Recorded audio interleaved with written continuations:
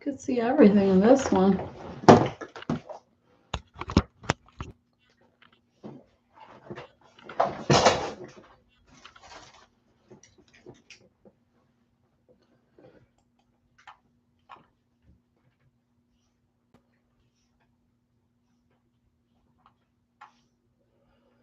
Okay, can you guys see me? I had to come here a little earlier because I have the Google Meet, which I'm going to see if I can do both. So bear with me. If you could, it says 2 people were on, but I'm going to make sure that I sent the Google Meet. So we're going to join both ways.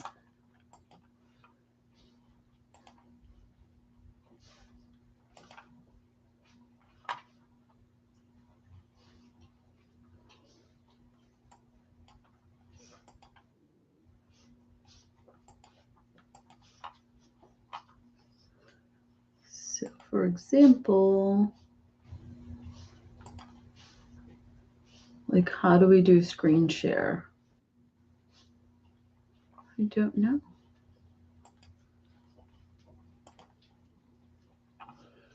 Hey, Lacey girl.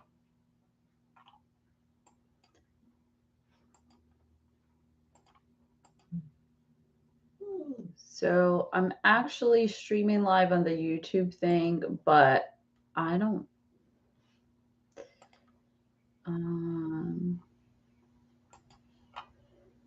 Yeah, I don't think YouTube Live is for me. So that's why I did the Google Meet. This YouTube this YouTube Live, I'm like, I don't even know how to screen share. I'm like, it's just a way Podio is set up. It was just easier to get the automated emails that way. But that's why I also sent out the Google Meet link. And hope.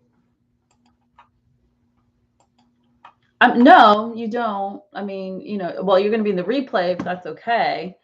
But yeah, no, totally up to you. So I'm just going to wait and make sure that nobody's over. I'm going to just share this link real quick. How are you guys? What time is it there now? Oh, okay.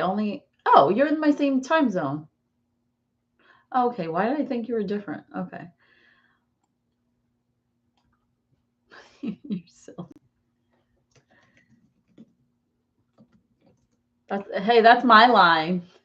Somebody just said they watched my other Pinterest class and they're like, oh my God, I'm going to use that all the time. I'm a hot mess express. I'm like, yeah, my world. So it's okay. No problem.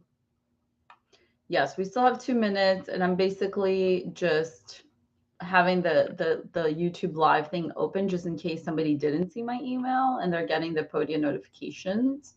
But while you girls are on, we want to make sure that you have access to the folder that has the 2 strategy things. One, so Lacey, and feel free to write in chat if you can't speak. Just let me know that you have that because we will need everyone to make a copy.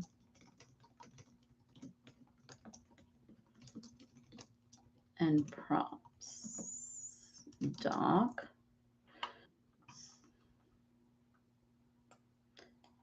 Ooh, using autopilot. Is that one that records or takes notes for you? Somebody just told me about it.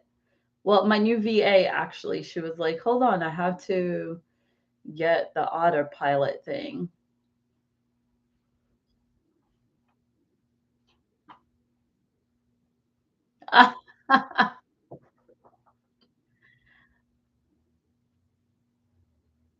Okay. Well, this is Google Meet, so I'm surprised. So maybe it was with both. Got you. Well, yeah. Oh, weird. Yeah. Weird. Well, anyway, I mean, hopefully it'll like help with some notes and stuff. So I just have my email open and the YouTube live thing just in case somebody is going there instead. So yes. So it's actually in the description of the Google Calendar invite, but I will put it here as well. So this is where also I'm going to put some extra things. So right there, there's the Google Drive. So make sure you guys make a copy of each doc because we are going to utilize it for today's class. And I'm pumped. I'm excited. I have a lot to share. And honestly, I'm probably going to have to repeat this as a few more people join us. Today's going to feel like a big workout. You might not like me at the end of the class, but then you're going to love me. This is how I feel. So there's going to be a lot of information, and it's I think at first it might feel overwhelming. I'm hoping that's not the word that comes to mind. I hope it's more motivation and then you get pumped. But the cool thing is like to really tackle the bulk of the strategy because we're in fall marketing. Fall marketing has started. I don't know if you've been to the stores, but all the fall stuff is out. And fall marketing, like it's now, like it is not, we're almost like, beginning of September, honestly. So I really we're going to fill in a lot of the strategy today because then when creating the content, it's going to be like just a lot easier. And I'll also share why this class, why am I loving TikTok over Pinterest? And Pinterest, a lot of you knew, you've been following me for a while. That was like my jam, right? Pinterest SEO, because nobody's talking about it. But TikTok has won my heart, and I will explain why in a bit. So just making sure if you guys are in the YouTube studio instead, I see two people on. Please join me in the Google Meet instead. I have the link here because yeah, the streaming thing, I'm not sure. Google Meet, I'm going to be able to record, share, and I just feel more comfortable. So I'm just doing my due diligence to make sure everything gets tracked and recorded. Speaking of, let me just start the recording now as well. One moment.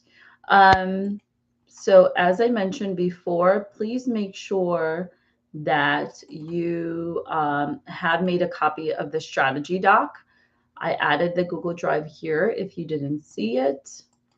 And hold on, start recording.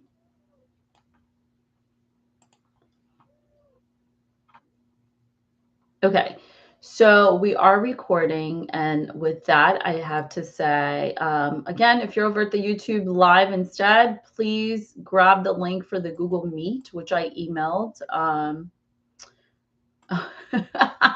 Katrina's little AI assistant. I am going to start using this, though. I have to say autopilot. It's interesting. Okay, so no more emails. You guys are getting in the doc. So I'm going to start my screen share so we could get started because like I said, there's a lot to cover and we're going to have some hot seats today. There's just going to be a lot of like hands-on practical items, and you guys are you're going to need your phone. I forgot to say that as well, because when we get into the hashtag strategy and some research, like we're going to do little exercises where you're going to go to your phone and look up some of the things that we're going to talk about. So welcome, Shelly. Make sure you grabbed the doc. Again, if you guys over at YouTube Live, come on over to the Google Meet. I have it here in the link. There's Angie right now. I have it here in the link. I'm going to leave this YouTube Live on, but I'm really going to do it through the Google Meet. So first of all, guys, really thank you for your patience. Last week I had to take my son to college and it really hit me hard. I really didn't think I would be like that. And it was just like, I was very overwhelmed. And I knew that I would not be able to just, offer like the level of service that I would like to as far as just presenting this class. So camera on and off, up to you. This is getting recorded. There will be a replay. When we have the hot seats, I'm going to need engagement. If you guys are going to want to come on voice or video, that's up to you. Just know that there will be a replay and this class will be sold after as well. So just keep that in mind. So the document shared, actually, I sent it over email, Shelly, but it's here. If you scroll up, I sent it at noon. There is a drive. I'm just going to paste it again. So we want to make sure that what?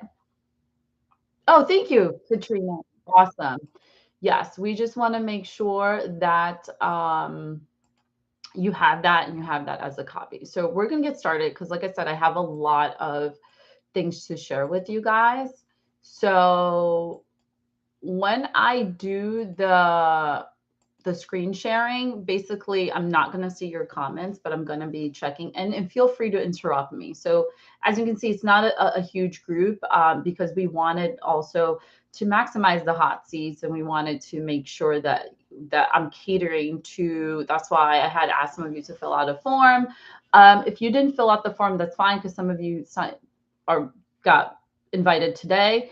Just write in the chat real quick, just where you're based out of and what you're looking to get found for. All right, so let's do this. Let me start sharing my screen and welcome. I'm so excited you guys are here.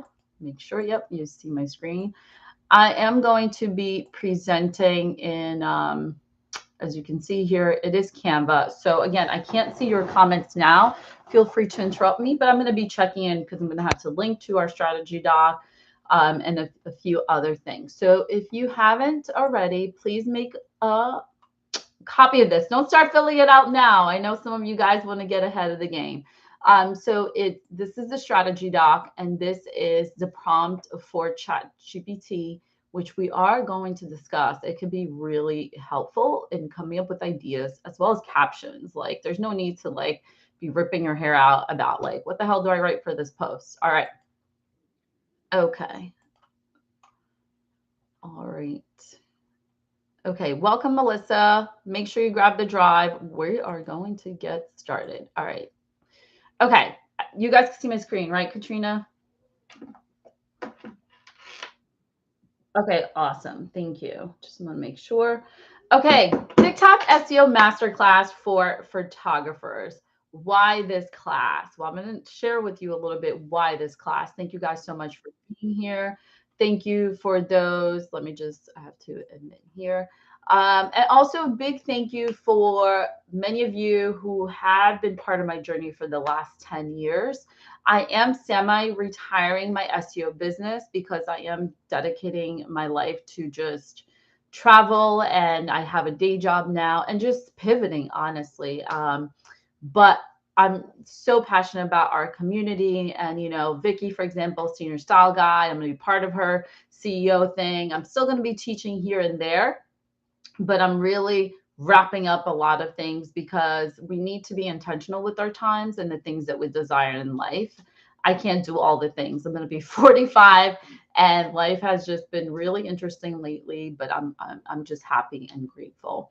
So who am I? If you don't know me, if you're brand new or signed up to this class through Senior Style Guide or through somebody else or you saw it, I am Fusa. I am a photographer. I've been a photographer for 14 years. I was a wedding photographer for 9.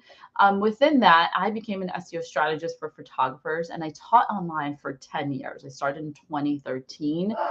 2012 December was when I actually announced my first boot camp, and January 2013 was my first boot camp. Nowadays, I work for a travel tech company, and I'm a travel writer, and of course, utilizing my photography for travels as well. So I'm originally from Brazil, and I'm Brazilian born and Jersey raised, which basically means I have a loud laugh and I talk a lot and I talk with my hands. I'm a mother of 2 teen boys and stepmom to a beautiful, gorgeous stepdaughter who's now in New York doing her thing. I'm a caffeine nut. So actually my painter is going to drop off some Starbucks soon. He's coming. And don't mind my crazy dog in the background. I love to laugh, especially at myself. Humor really is just like I would not be in this world without humor. And I absolutely love all things organic marketing strategies. The reason why I got into SEO in the first place was because I love the idea of perfect strangers finding my business for free. Yes, it required my time and my resources, but it was free. There was no ads, and I love that. So, all right, your course tools. And for your course tools, it's more about like TikTok SEO general tools. You're not going to need your camera, obviously, for today. So your tool number 1 is going to be content. So you guys are photographers. You kind of already have that.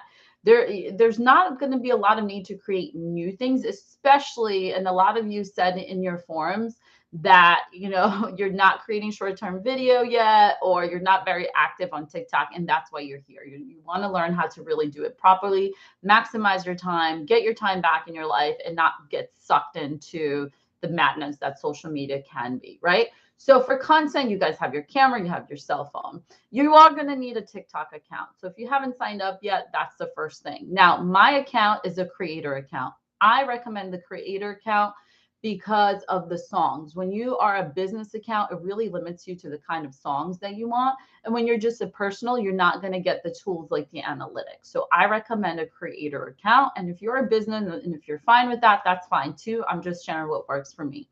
Our course Excel doc, Katrina has pasted it in our chat.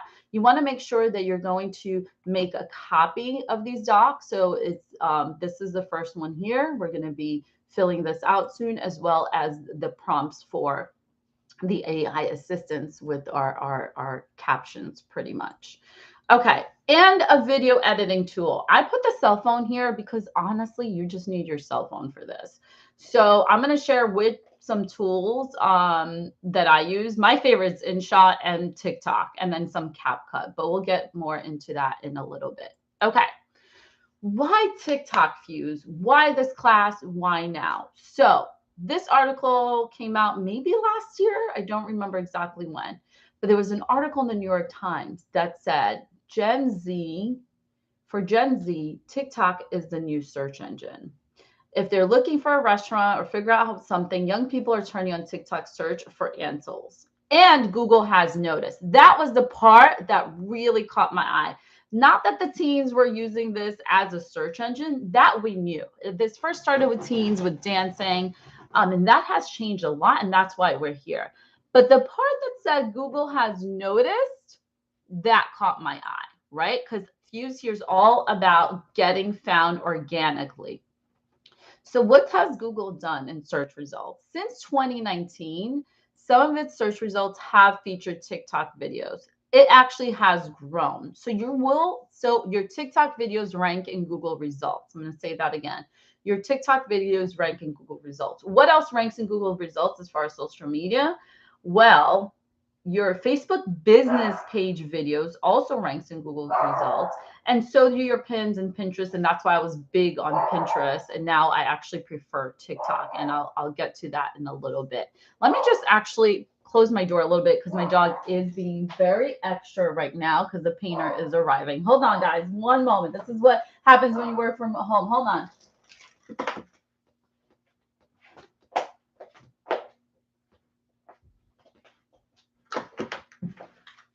He is distracting me. Okay.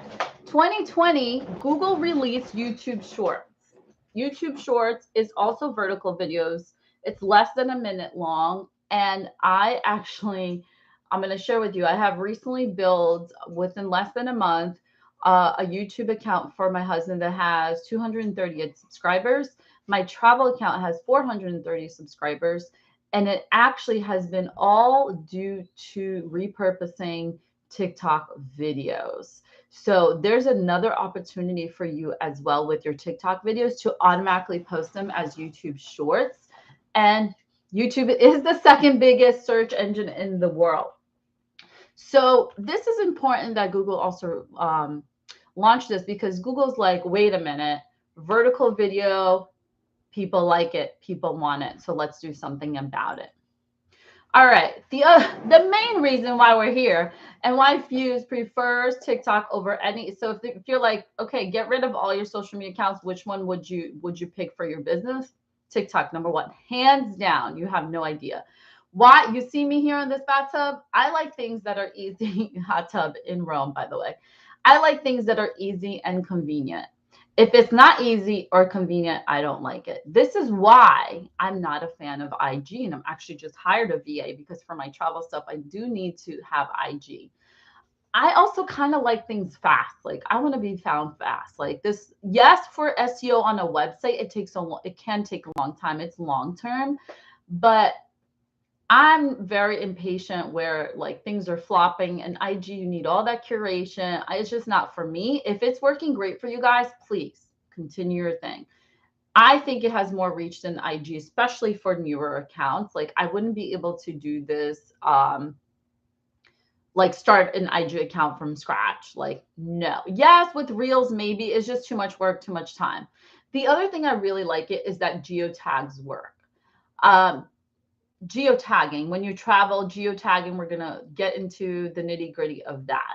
One thing about the ease and convenience, even though, like I said, I have a lot to share with you and it may seem overwhelming, I could bang out 3 TikTok videos, maybe 4 in 10 minutes. So it is super fast to do a TikTok video. And like for me, it takes a lot longer for Instagram because of the feed, because of the curation, the caption, and just all these other things.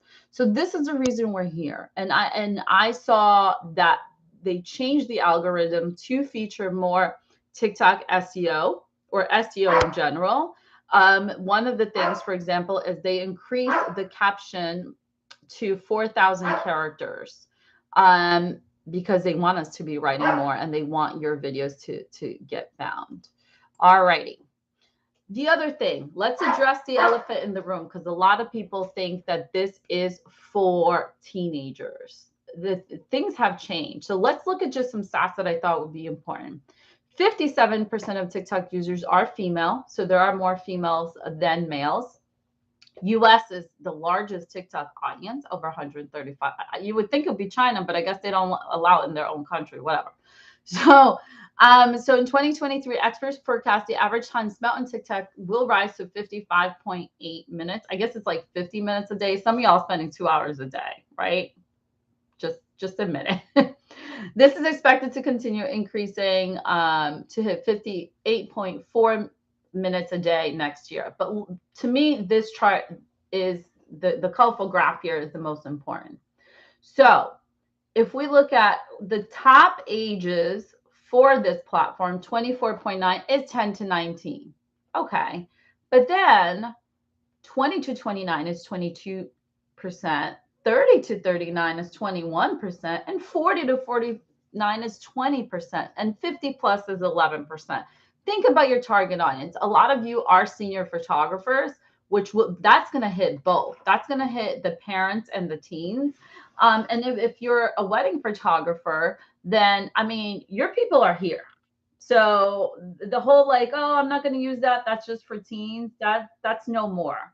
Like things has really changed, and that's just not the reality of it anymore. And that's why we're here too. So just keep note that it's been growing and getting more popular with other age groups as well.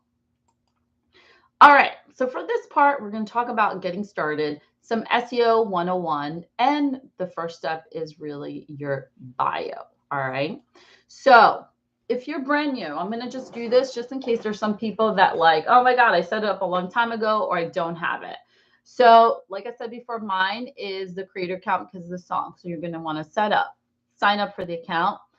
What I recommend, if you haven't been on this account with a business hat, is I recommend that you take 5 days straight and spend 10 minutes at least on TikTok doing research. Here's the thing, and here's one thing we need to be careful. I don't know if this is proven SEO. Let me just let somebody in here. I don't know if this is a proven SEO tactic. I saw a girl talk about this, and I actually believe it. Let's say, okay, Katrina, for example, she lives in Detroit. She has a studio. So she does portraits, she does boudoir, she does weddings. Let's say for some random reason, Katrina like loves fiddle playing music. I'm just going to make something up. So let's say Katrina starts watching all this fiddle music or belly dancing, something like very random. The problem with that is the algorithm is going to associate your likes with that. It might also associate your account with that. So yes, I look up stuff, skincare, I look up stuff, but it is kind of ideal for you to, especially if you're newer or getting back on it as a business strategy, marketing, for you to look up topics that you and your target audience have in common.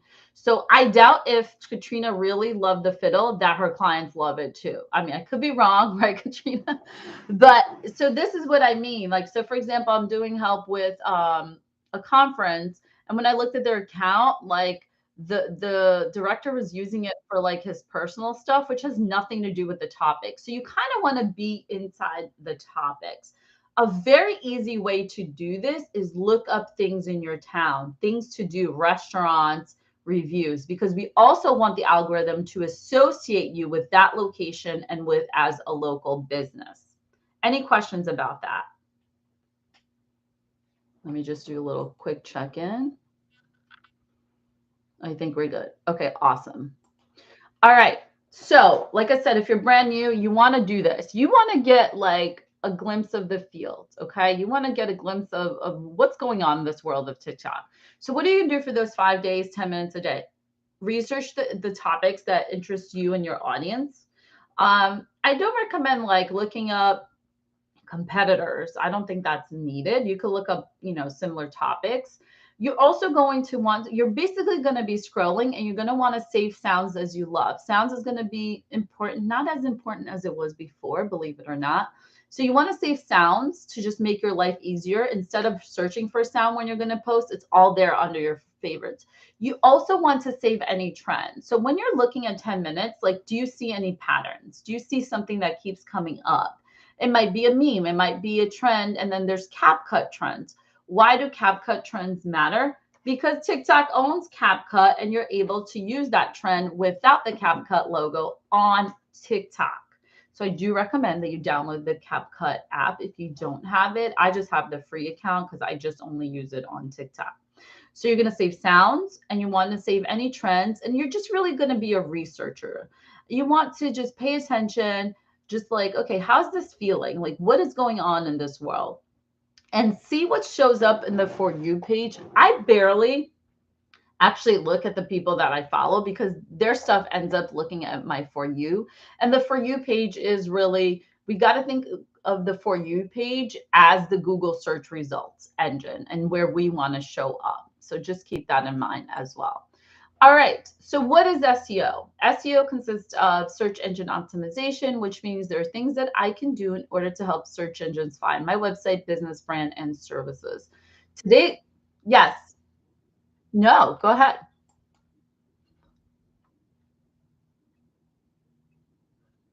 Yes. Yes. Yes. Okay. Yeah, things might have changed, so check because I've toggled between business and creator before for a couple of reasons. You should be able to switch it to a creator account. If not, email me after. If but you should be able to. You're welcome. And in that case, if you can't rent out, turn into personal for now, but not business. Business just you don't get the cool music. It sucks. All right. So SEO. All right. So basically, what can I do to be found? It's kind of what SEO is. So the four main things of SEO, there are more. Okay. So when talking about SEO for a website, you have on-page SEO, which means things you're doing on the front end of your pages, your home page, your service page, about page, etc. Off-page SEO is everything that you do outside of your website that can bring traffic back to your website and affect your SEO. So social media falls into off-page SEO. So that is even the other social media platforms. Off-page SEO is also like press releases, directories, and other things.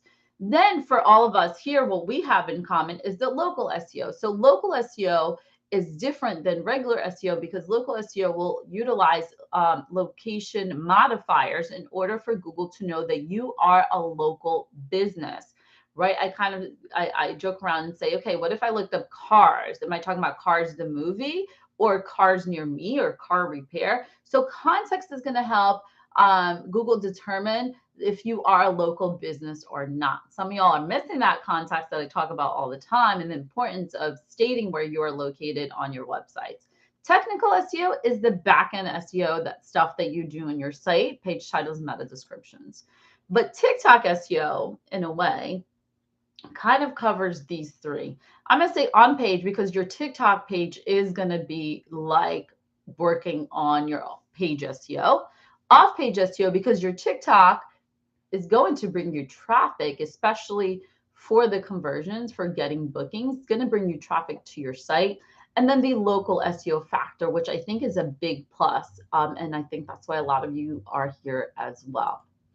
Okay. So first impressions. Let's talk about the bio real quick. I'm not a master bio person, to be honest, but 80 characters. It's very small, right? So we really need to get straight to the point. I tend to go by like bio stuff where it's like, okay, can I use a keyword? Like, what do I do? Where do I do it? And who do I help? That's kind of long. I don't know if I could fill that all in the TikTok bio. When I was active with the marketing one, I was like, I help photographers with SEO or something. So I want you guys now to just look at, so let's grab your phones. I want you to look at your bios. Now, a keyword would be nice. That is ideal. Some people do like to use emojis, like, especially in the travel world, or a hashtag, but is there room for a hashtag? Since it's only 80 characters, it's so small, I feel. I don't always will recommend a hashtag, especially the word photographer is so big, right? Think about it.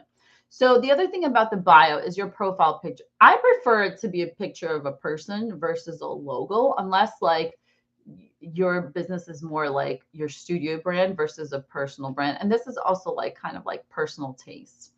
Link integration. I think link integration is going to be important. By that, I mean the link trees of the world, right? So for you to have a clickable link on your TikTok account, you need over 1,000 followers. You could still have a link, I believe, or sometimes they'll let YouTube or Instagram, but not a clickable link. So you do need 1,000 followers, which should honestly, 1,000 followers should be your big goal. Like, let's say you're at 100, do baby steps, be like, okay, my next goal is 300 followers, but the 1,000 mark is very important because of that. And also for the link tree, I'm also going to say, I hate going to a link tree and it has like 7 options. Like, no, let's not do that. Confused mind says no. So, for example, if I were a photographer with a studio, or if I were to offer mini sessions, my mini sessions page link would already be there. It's not too early. So I probably would be like, main site, that session booking or anything, or a third link could be maybe a freebie. Maybe I'm giving something away, a guide, fall posing guide, a senior posing guide, I don't know, or props. Probably those 3, and that's it, because you really want to try to get them over to your site. But don't put like, follow me on Instagram, check this out. It's too many things. So you can use Linktree. You can use Canva, now has like a link in bio, like free site thing.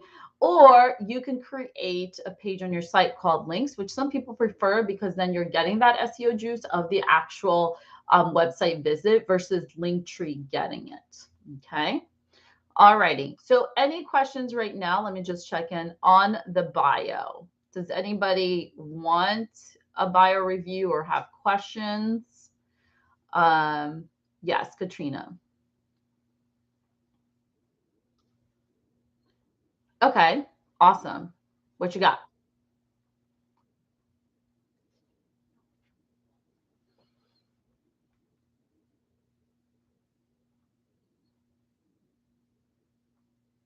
Okay, so does that all fit? Okay, I would love to see the word Detroit though. So think about, I help Detroit women, or I empower Detroit women through photography. I empower Detroit women. I know you travel too, don't get me wrong, but if we're trying to get found in that market, that would be an ideal. I'd say that's what's missing. The empower does catch my eye. I don't recommend things like coffee lover, like the old school IG thing we all did, like it's just too little of a space. Who else? Yes. Go ahead. Oh, you're muted.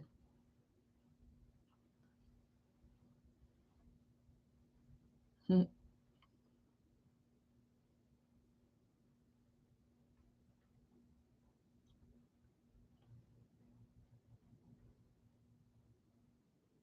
Okay, so maybe remove the camera emoji and for you, since your city name is big because it's like the 3-word name, I yeah, I might do like in Cali.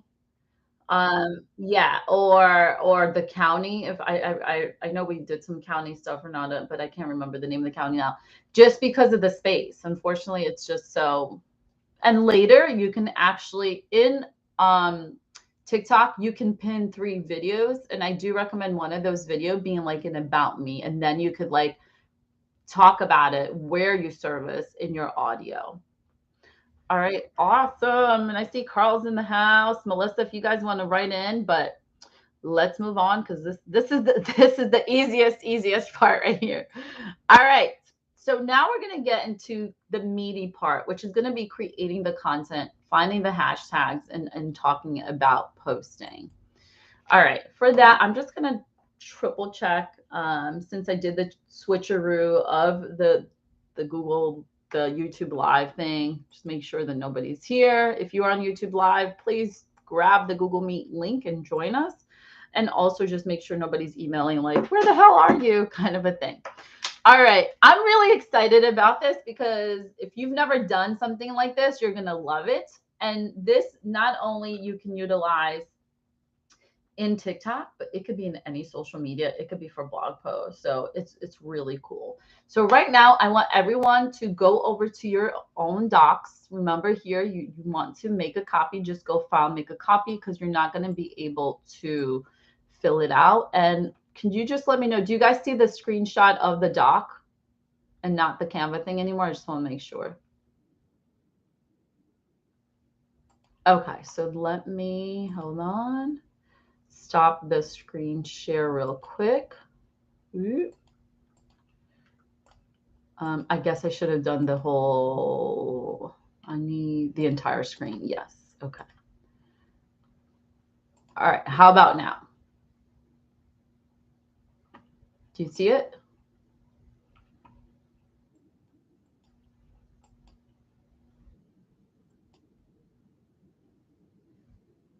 Okay, perfect. Thank you. Awesome. Thanks for your help, Katrina. Okay. So here we have 3 tabs: main keywords, alternative, and the content pillars.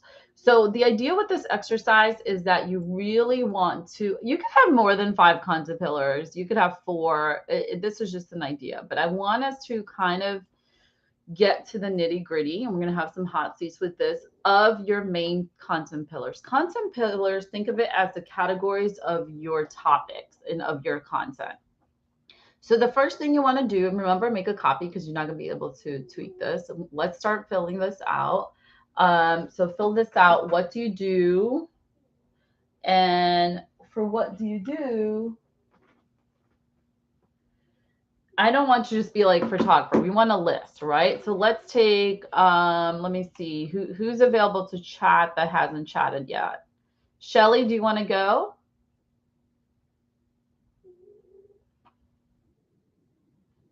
Okay. Because not, or Angie? No, I know not everyone. Okay. Who's, okay, Angie, what do you do? Tell it. I know, but tell everyone. Okay, awesome. And Angie, just tell me, do you also offer milestone sessions? Okay, no maternity? Okay, all right. You're not a good candidate for this. No, I'm kidding. All right. So where, if she did though, we're gonna pretend, okay? So, I would put here maternity photography, cake smash. So get into the genre. If you do wedding, I want you to write engagements. Um, where do you do it? So you are in Boca, but so do you have the studio now? Okay. So they come to you, don't come to them. Okay. But right. So where do you do it? I think it's also important to know county, if county is used, and also for us, it's South Florida. So think of geography of how the locals call it, right? Like, so when I was in New Jersey, it was North Jersey, South Jersey, Central Jersey, which I was from and nobody believed. Anyway, that's another story. So how do the locals call it? Like get local here, like even Chinatown. um, okay, hold on. Oh, okay. My painter left my coffee in my door. I'm just checking. Okay. So where do you do it? So yes, just get a little bit more specific with, so for us it's Broward County. Let's say if she served Miami, she would write, Miami-Dade County. So write the counties. Okay. Next is just write some adjectives to describe by your style. I meant like your work style. Okay. So let me just your work style. Don't get too hung up on this one. This one I think for TikTok might not be as needed because we're visually showing things here. But is it modern? Is it, maybe it's like what you usually describe your photography style and work. Okay. Okay. Yeah. So I'm gonna just put here. Okay, cool. So it's like and get style, right? Like kind of it's more posed. Yeah. So posed. So okay, cool. And what kind of products do you offer now? Yeah. Mhm.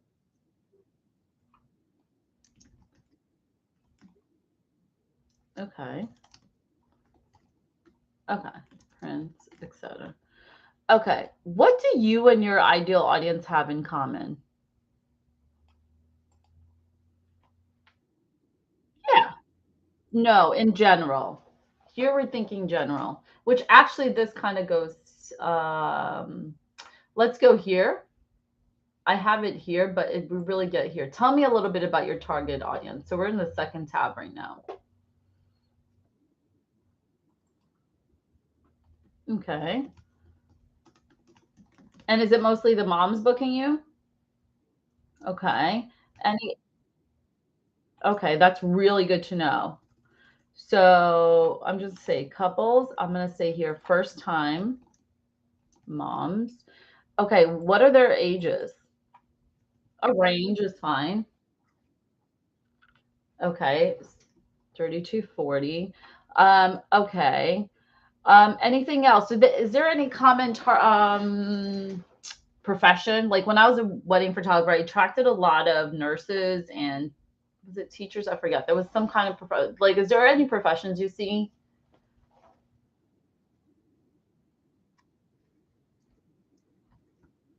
Okay, that's good to know.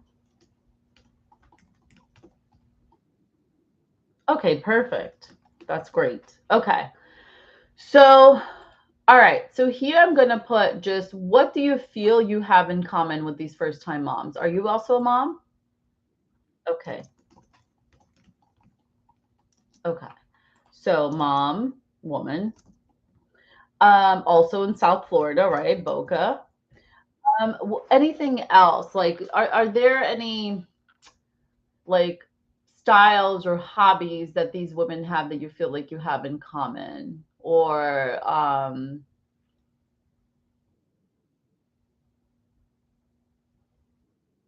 like, go ahead. Sorry. Okay, traveling. Do they usually own their own homes or do you own your own home? Okay. So homeowners. Okay. Okay. And do you have more than one child? Okay, so that's kind of something you could say you have in common, especially if they only have one child as well. Um, so in general, guys, for here, you want to think like, are they beachgoers or like what do we have in common? Like, are we obsessed with yoga? I don't know. Are we obsessed with like organizing? Like, do we like the same kind of shows? Just think certain things like that. And here we're talking about general interest. We're not talking about your work. So, Angie, who are you when you're not working? You are a mom. You are an entrepreneur. You are a woman. What else? What else do you like to do when you're not working?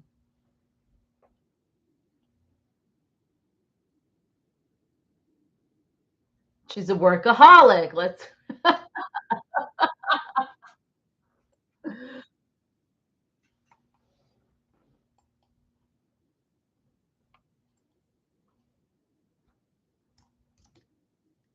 Oh, nice. Great. Okay, cool. So thinking about your target audience, first time moms, what keeps them up at night? What are some common things that can keep them up at night? Yeah, in general, like, so they're expecting that. Let's think of like where she is in that discovery phase of like maybe thinking about a photo shoot. Um, so she's expecting. So what are some things that could keep her up at night besides the baby? The baby.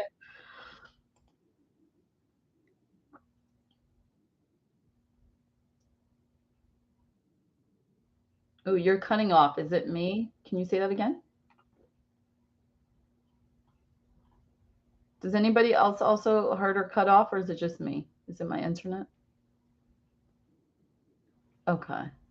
Come back. This is so good. Now I can. Yes.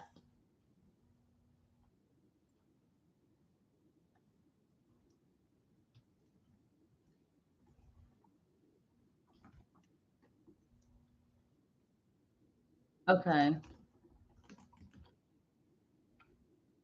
Uh-huh. They might be fear of labor if they've never had it before.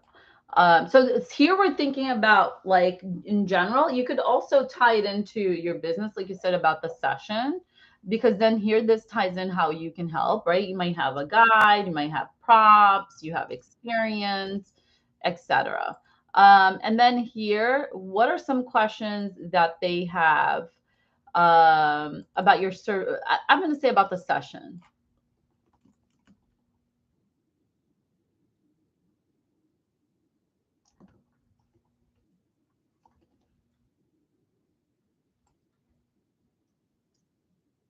Mhm. Okay. What else?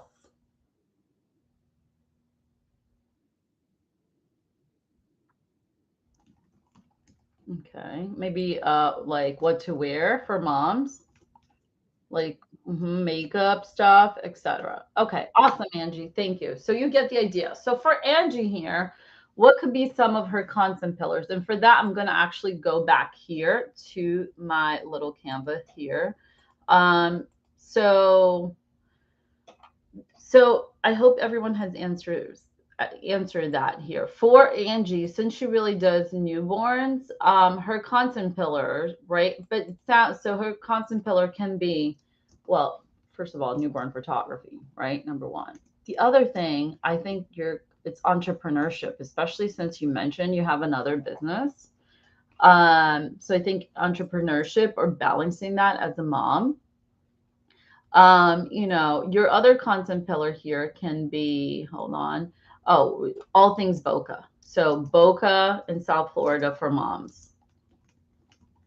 That's a must. If you don't get any of these, this one's really important. Doesn't mean you're going to become like a mom blogger, but it just really helps with content and it's just easier content to do. Newborn photography, entrepreneurship. Anybody else? Any suggestions for her as far as what else her content pillar can be? Because what happens with newborn, you're going to have a lot of sub pillars. So for you, it might just be these three, but there's so many sub pillars that or here might be like the creative hobby stuff.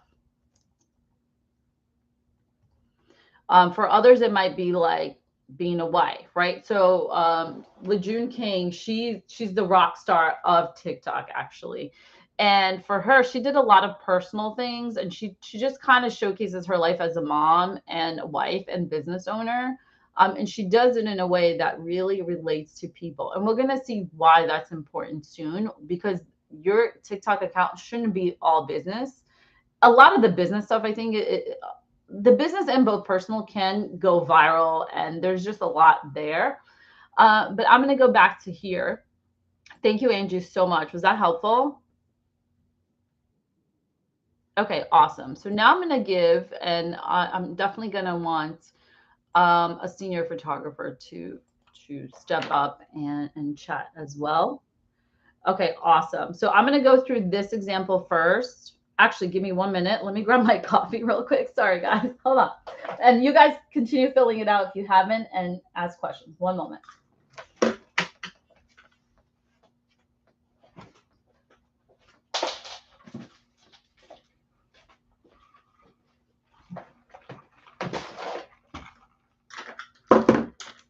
A quick question. Has someone never done something like this before? Is anyone that this is your first time doing content filler exercise? I'm just curious. Yes? All right, awesome.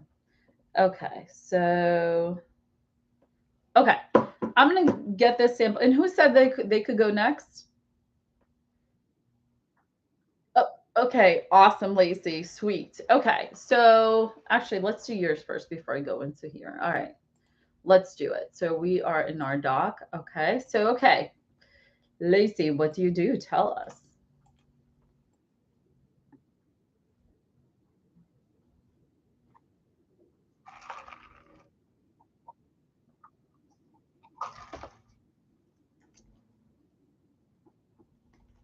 Awesome. So here I'm just gonna put commercial headshot. You have the studio, correct? Okay. So where's the studio? Okay. And what county is that in? Okay. Easy. But don't you also travel for your commercial stuff sometimes? Okay. How it's called there? Okay. And how would you just got it. Got it. And how would you describe your work style?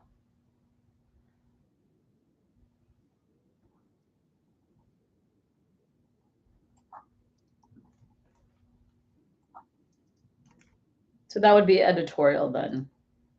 Okay. For TikTok, I think this is the question you need to get hung up the least. This is just kind of more for you. This kind of goes more in other places than TikToks. And what products do you offer?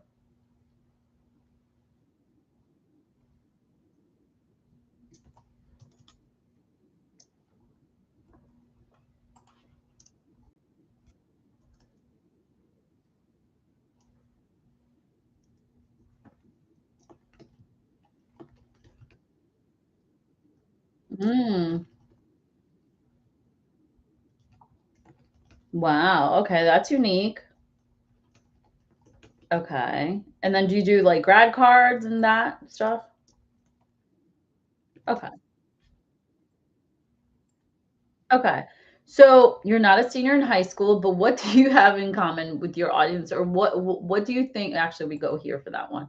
What do you think? Actually, let's do who is your target audience? And for seniors, I think it has to be the teens and the parents.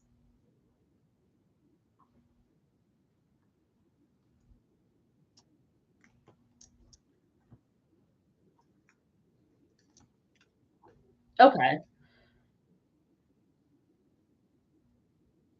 Oh, interesting. Okay, so let's talk. Okay, so let's talk about the teens first. How would you describe these teens?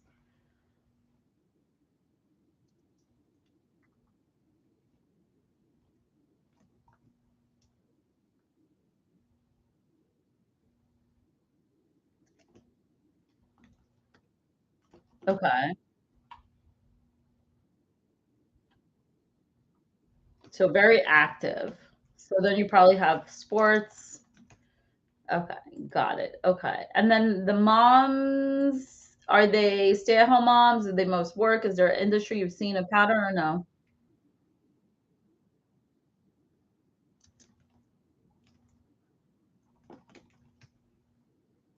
Got it. Okay, sweet. So I feel like, what do you have in common, or this question could be more of like how are you able to make them feel comfortable? Because right? Because like I said, you're not a high school senior or junior.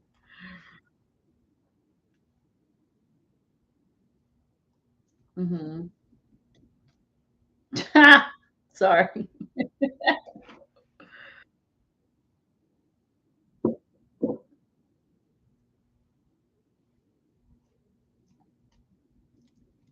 Okay, perfect.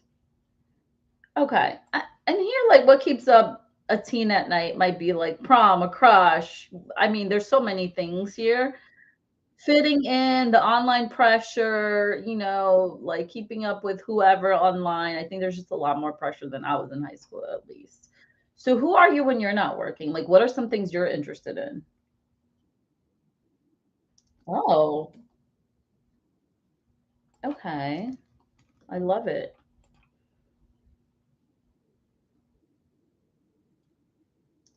Perfect. Beautiful. Brilliant. Okay, cool.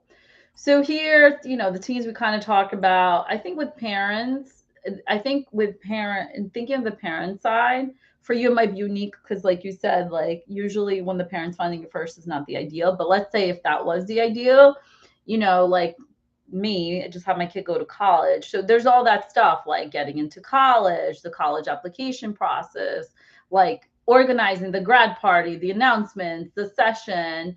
Those are interesting topics to have on your TikTok because you can be a resource and be found that way. So the idea here is how can I be a resource for my ideal client?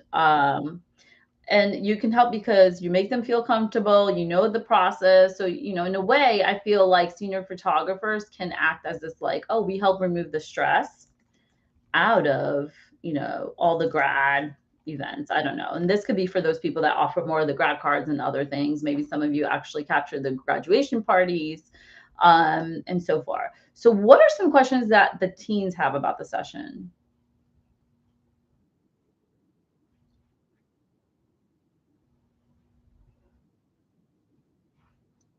Hmm. Okay.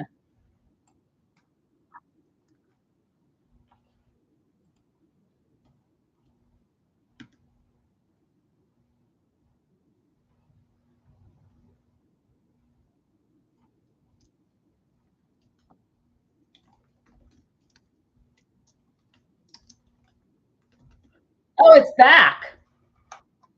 Really? Like, has it ever gone away? Or because I felt like this has gone away a bit.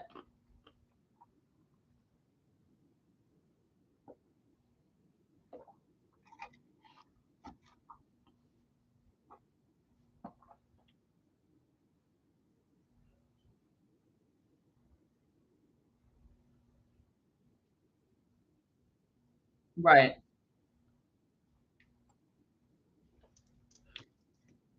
So is it more on what to wear or is it more in the whole overall branding of the shoot? Okay. Okay. So what do you think your content pillars are?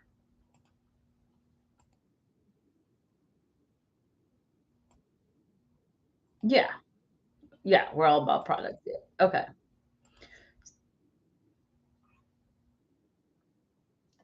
Mhm.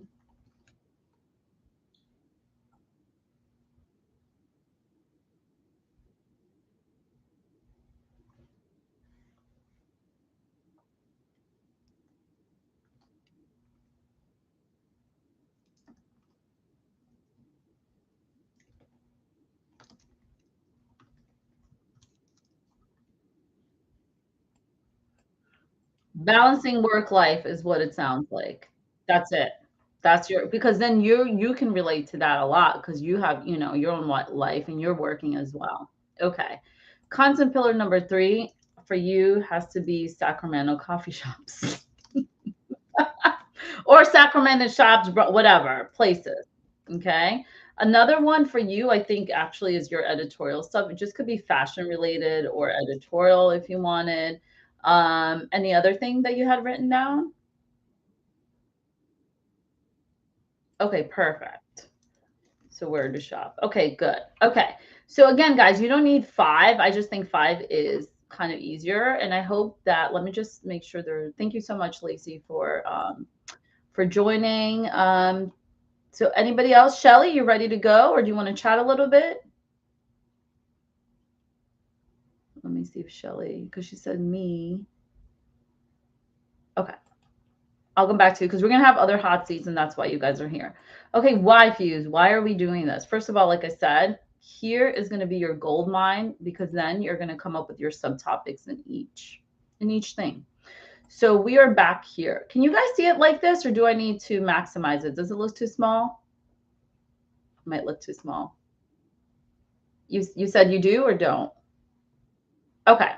All right. So I took this example because I had looked at the forum and I did see there were a lot of senior photographers. So I'm going to give an example here. Senior and family photographer. We talked about the content pillars. So senior portraits, the family stuff, and then my town and places to feature. Personal, right? So let's say this was me. I'm 44. I do a lot of travel, taking care of my skin and kind of self-care. It would be one of my topics that's important to me. And that's also important to a lot of what my ideal audience has in common with me. But let's take this up a notch. Okay, let's look at the sub pillars for each thing. So a sub pillar for senior portraits would be us like showcasing a video of a session and the BTS stuff. Also locations. Locations, some of y'all do not like to reveal your locations. I get it. I understand it. For those of you that don't mind, this part will work really well with the geotagging and the local SEO stuff. The other thing could be like the outfits, the themes, like the sports stuff, if it's sports themes or these fields, like Lacey said. And then frequently asked questions. Like frequently asked questions, each one should be like a quick video. And this can be just so easy to do or repurpose if you already have. So then when we look at the second one, family photos, kind of very similar. I have the BTS and FAQ. If you do any kind of mini sessions, like I said, now's the perfect time. Get these out there. Outfit ideas. And by this, guys, it could just mean a slideshow of 10 photos of previous sessions from the last 2 years. This does not mean that you have to be on camera. This is the other beautiful thing about TikTok. You actually do not need to be on camera if you don't want to. And they're pushing photo posts, which I'll talk about. Client testimonials. You're in the shoot. Can you grab that client, that teenager? She's so excited. She's pumped up. Can you film her for 20 seconds? Hey, Susie, what was your favorite part about, thank you so much for your session. What was your favorite part about working with Lacey? Boom, film her, what she's going to say. And then, of course, featuring any products that you have. Michael T. Davis, I feel like, does this really well on TikTok because he has these white gloves that he shows with his wedding albums. So products. So going on to my town, so if your ideal clients are moms, you all better be doing things to do for everything, things to do in the fall, things to do with your kids, best brunch, gym, Pilates, local boutiques. And this doesn't mean you actually have to physically go there. You could just find this stuff online and just share. Like you could do a screen recording of your phone. Like, so for example, with my content for Fuse Travels, one sad thing, it's good and bad, but TikTok has pigeonholed me to Italy stuff. But guess what? I'm not in Italy. So I have some photos, but I could find photos on Unsplash. I can find new stuff that I could cover. I'm giving them credit because obviously I'm showing the news article. So this doesn't necessarily mean you have to go out and about. This could just be interesting content in order for the algorithm to associate you with that place and for your videos to start showcasing more in the For You of possible ideal clients. All right, where are we here? Next, a sub pillar here on the personal thing. So like I said, skincare, road trip, spam, random thought. Guys, the most beautiful thing about TikTok, it's not curated. It doesn't need to match.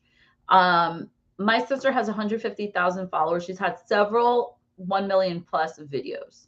And I always ask her, like, what do those viral videos have in common? She says they're the least edited video.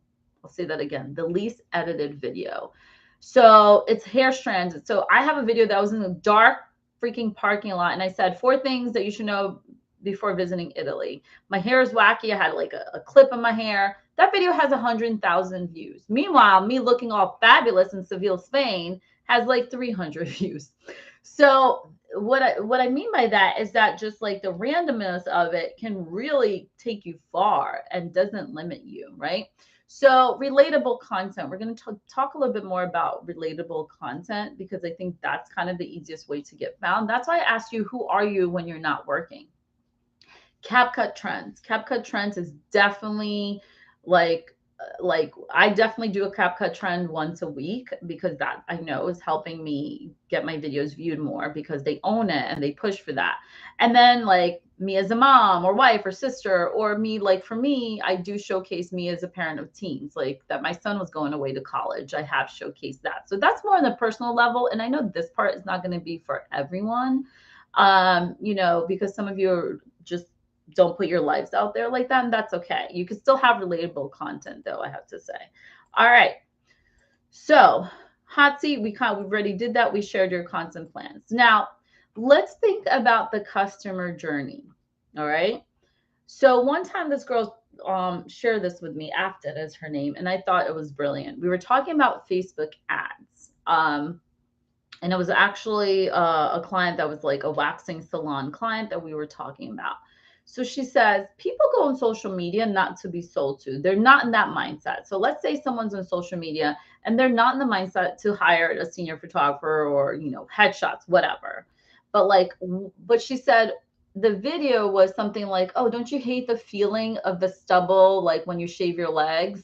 So it's like, yeah, that's relatable. Like, don't you hate like when this, that's relatable and that catches someone's attention. They weren't thinking about waxing their legs or shaving, whatever, but that was so relatable that it got them to thinking. So this is what I mean about the unaware. So this could be like, your ideal target, let's say Susie, I'm not going to use Susie again. Let's say Dana for Angie. Dana lives in Boca. She's 30. She's been married for 2 years. She's thinking about getting pregnant, and maybe she's not even pregnant yet. She's just unaware looking on TikTok, right? But then let's say Dana gets pregnant. Then she's going to be in this dreamy phase. And I love being found in the dreamy phase, especially for brides or people that are going through pivotal moments, even divorce, pivotal moments. Kid going off to college. So the dreamy phase is like, oh my God, I got pregnant. And now all the dream stuff comes. Like, what's it going to be like with my maternity? The baby room. I'm just dreaming about what this is going to look like, right? So for a teenager who's a senior, almost a senior, she knows if senior portraits are, because here in Florida, I feel they're not. New Jersey, they were actually not a thing at all. Like the first time I heard about senior portraits, I was like, oh, what's that, right? So depending where you live, that could be even stronger. So the dreamy phase here for the teen, let's say, they're just thinking about like, what's it going to be, how cool it is to be a senior, or the college stuff, the pressure, they might just be like in that dreamy phase of the freedom. Then we have the consideration phase. The consideration phase is getting closer to the end of junior year, and they know they need those senior pictures, or that expecting mom is 5 months pregnant and she wants to book a session or is considering hire a photographer. Then the last phase, I would say, it's the purchase phase. So if you look here over to the right, I think somebody raised their hand. I'm going to get to you in a second. A lot of I found this graph, and I think I should have credited, I'm sorry, but I'm pretty sure it's BigCommerce. And they said that 70% of your content should be awareness, 20% consideration, 10% convert. So let's say out of 10 videos, I probably would say that 1 to 2 should be more on the sales side, meaning like book the mini session, spots are filling up. Unless you're like really in the promotion phase, the rest are more like the brands, the like kind of general FAQ thing. So let me just see the question before I go into the slide. Yes, who asked the question? Oh, Shelly said that she didn't think we could hear you, but somebody raised their hand, right? You guys heard that or no? No? Okay. All right. So yes, Shelly, I don't know what's up with your audio, but if it changes, just definitely let me know. Ping me over here. Okay. So the broader videos or hacks to me are more about like trends, memes, sound trends. Like for example, CapCut has one I just saw, and it was like, I think it's Jan from Friends. And she's like, oh my God, oh my God. So how can I make that relatable? Like to me, for traveling, I'm actually in 2 weeks leaving for Europe for a month. So I'm just going to I just did a little video of my Excel doc of all my travels. And then it's going to be like me being in denial that I leave for Europe in 2 weeks for a month or something. It also could be like a sound trend. So for the SEO content side of things, it's going to be your content pillars. We're also going to use ChatGPT for ideas and also like tutorials, how to pose, or or like tips, like not necessarily how to, like, or how to choose, what to wear, or 5 props that you can use in your maternity session, things like that. And then the conversion is the video where, like I said, like, hey, my mini session dates are announced, or I have limited spots for my class, or I have limited spots that I'm taking on this year. I'm, 2 spots left or something. So that's more sales and action driven. So keeping this in mind, I don't follow this to the T because I like things easy and convenient, but this is helpful when working on your strategies and thinking about the types of videos that you want to do. So now I had done any questions? I haven't heard from Carl. I know there's who else was here? The fellas. They're mostly women. Carl was on, but you guys might be, some of you are catching the replay. Okay, so let's move on to the ChatGPT prompt, which I'm really excited about. So I worked on a prompt myself yesterday. So if you, and this you could use with the free version of ChatGPT. I do have the pro version because I just ended up testing it and never downgraded, and I'm kind of used to it. And I actually don't even know the difference right now, so please don't ask me. So the main prompt is, okay, I am X photographer in X town, and here are my 5 content pillars. So then you're actually going to paste the content pillars. So I'm actually going to use Lacey's as an example. So I'm going to work here. I'm going to say where to shop in Sacramento. Okay, so I'm going to take her 5 content pillars. And remember, you don't need 5. So I'm just going to go to ChatGPT. I'm going to open here. I'm going to take my prompt and I'm going to basically fill it in first. Okay, so this is my prompt. So I'm a high school senior photographer in Sacramento. So here, and I said, here are my 5 content pillars. So this is actually, I'm going to have to copy this again.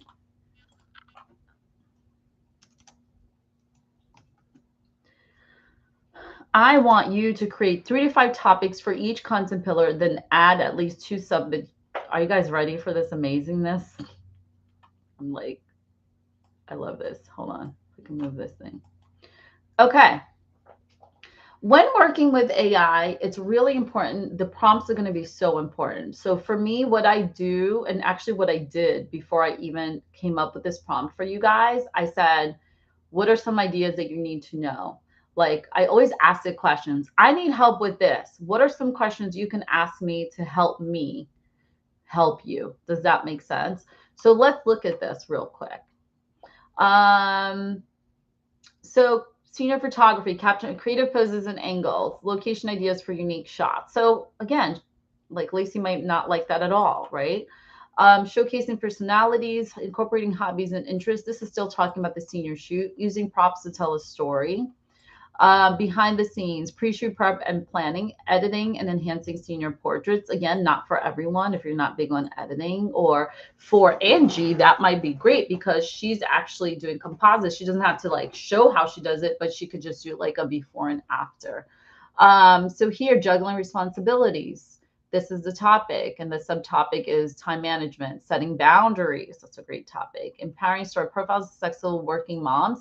This, not sure if Lacey that this makes sense, but it's still interesting to me. Like if you wanted to maybe interview the moms when you're in the shoot or not. Strategies for self-care and stress release. Remote jobs. Again, I don't know if this is going to, be of use, but you can see here, you always want to ask for subtopics. So let's say, I think there was something I did with newborns yesterday. Yes, so here I think I pretended I was, what did I say? So this was just the other caption things that it has. And then I put in the newborn and family. So here, timeless swaddle snug shot, baby tiny details. And I'll share this with you guys in case there's other newborn.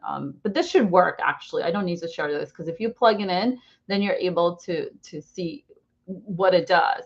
I think I pretended I was in Austin. So it'd give me like these ideas too.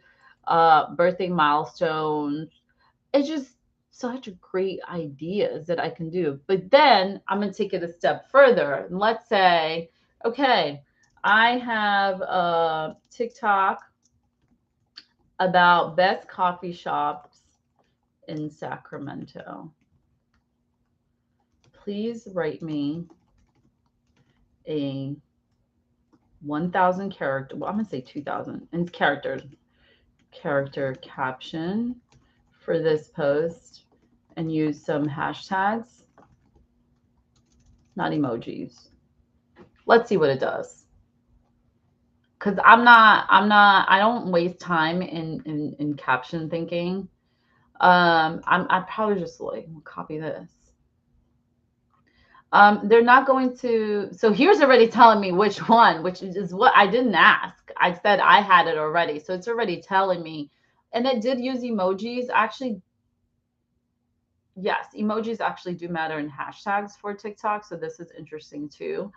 But here I'm mostly interested in this part, not the actual answer, but hey, it gave me the answer. That could be interesting as well. So for the hashtags, I'm not really going to trust ChatGPT for the hashtags because I think they're definitely not there yet. And they might get some things wrong too. And remember, you want to double check. Like if they're saying this and maybe this old soul code is not even there or it's closed. So you want to do your due diligence. But as you can see, it's just so helpful for the captions. And once you have the right prompt, and then it gave me these ideas too: inspirational, entertainment, behind the scenes, product showcases. That's why I wanted to share that with you guys. All right. Any questions so far? Because we still got the whole hashtag strategy to do. Any questions on using ChatGPT and just getting your brain buzzing with ideas as far as content is concerned? Let's just do a quick check-in. Yes.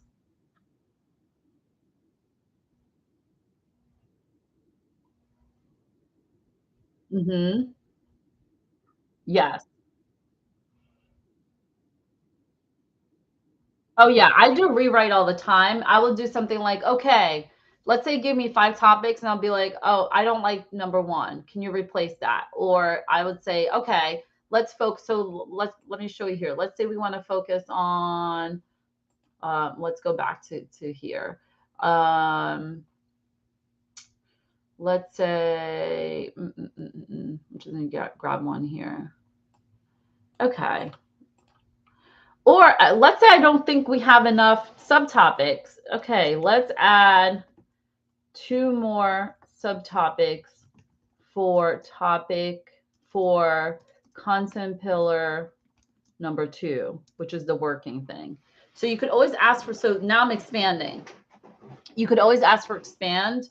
If sometimes if they totally miss, I'll be like, no, you rewrite it. So sometimes for me, I will be like, can you help me? Okay. So sometimes I'll be like, I need to write, let's say if it's even an email newsletter, I need to write an email newsletter featuring my class. It's for photographers. It's about TikToks. And then I say, do you understand? Do not write it yet. Do you understand? And then it says yes. And then I'm going to feed it more information. So the more you customize your prompts, the better. And the more you're like, no, that sounds too corporate. Can you write it in my voice?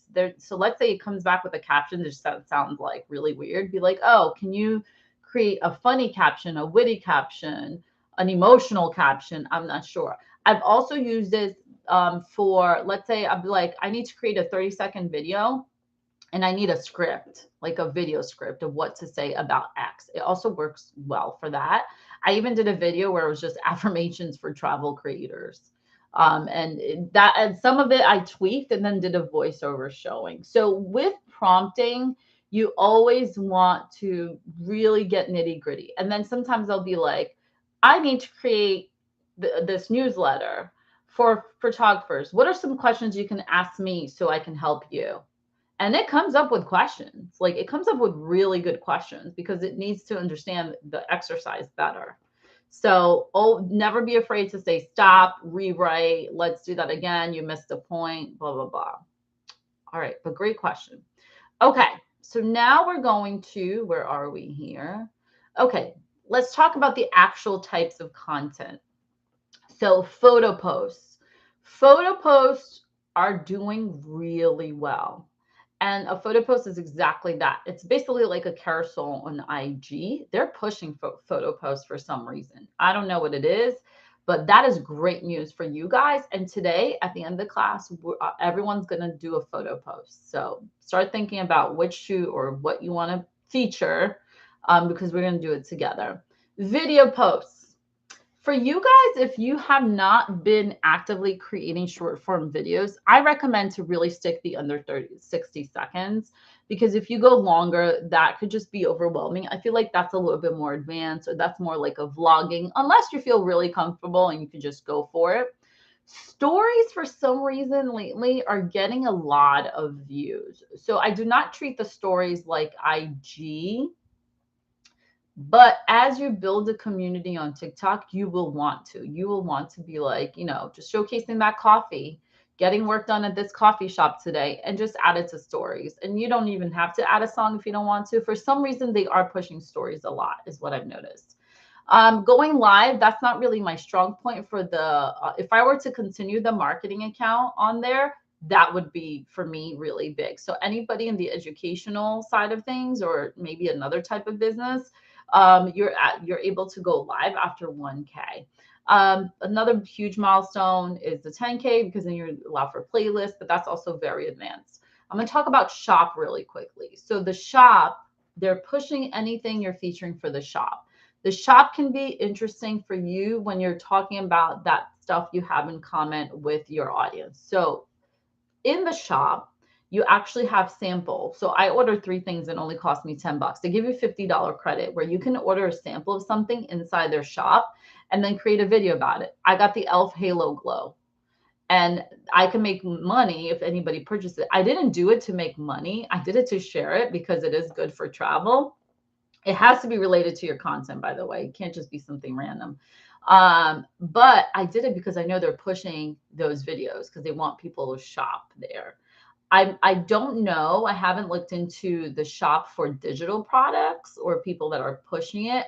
Today, I did hear one girl who does manifestation. She said she had to put her stuff there in order for TikTok to push her videos more, but it costs more when she posted it. And I think she was talking about digital products. So for like Vicky, Senior Style Guide, educational, that could be something interesting to check. But that's not what this class is about. But I just wanted to mention that shop is definitely having its moments.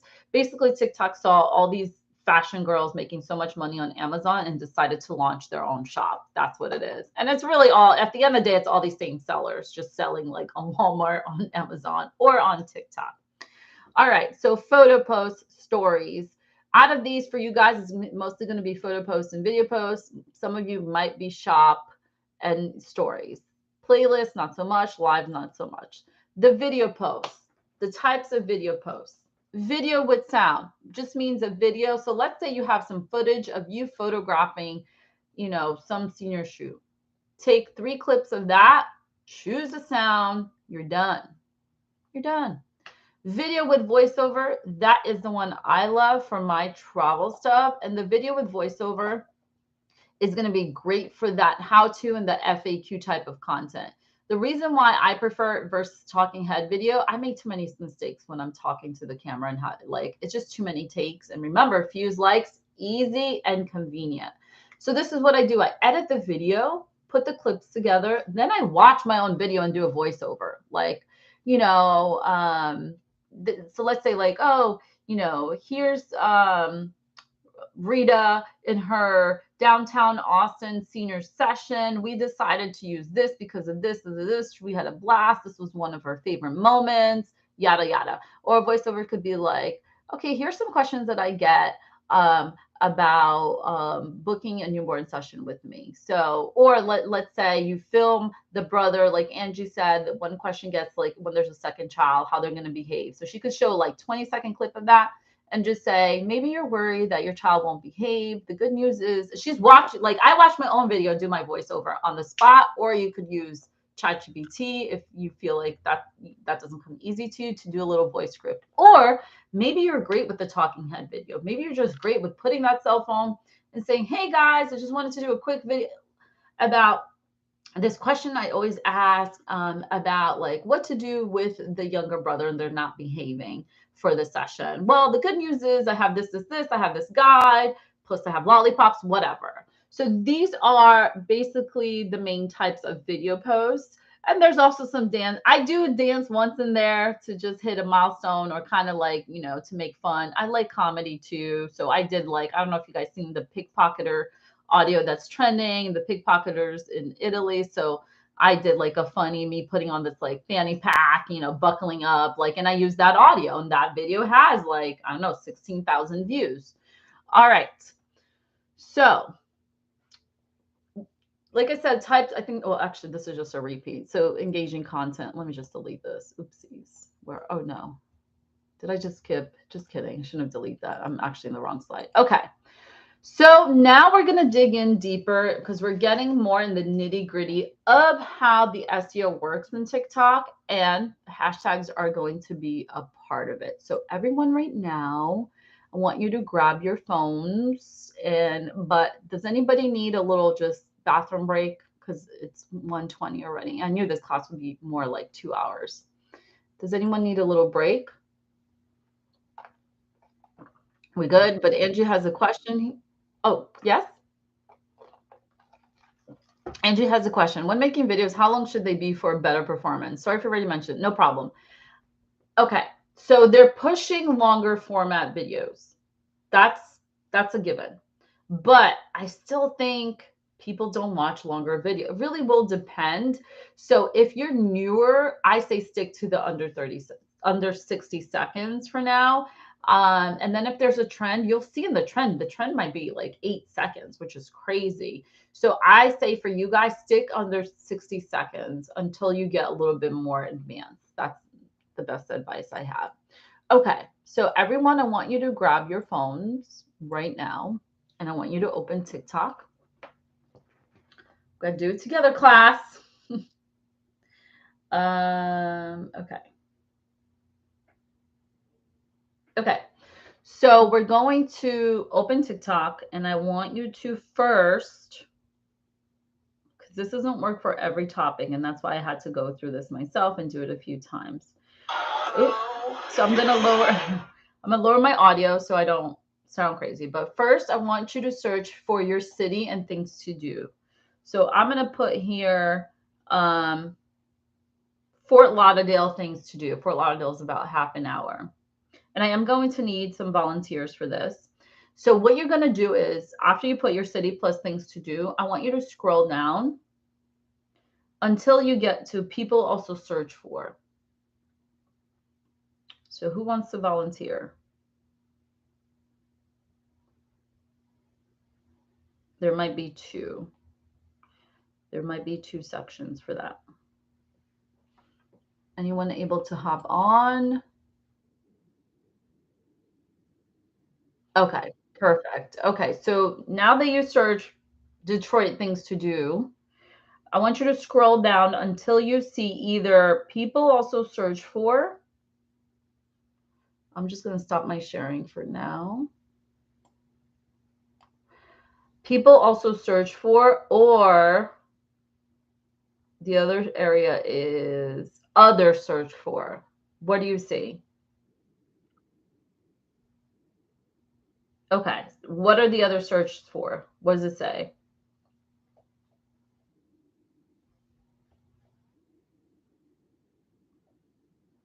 Okay.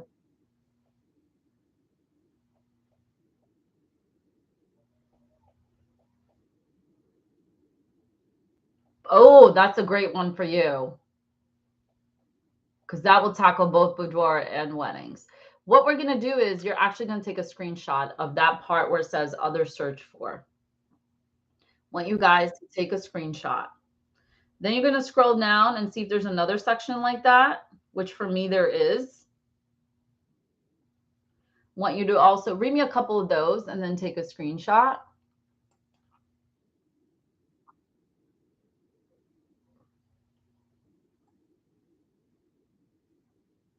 Ooh, birthday is good for you too because you do a lot of those birthday photo shoots.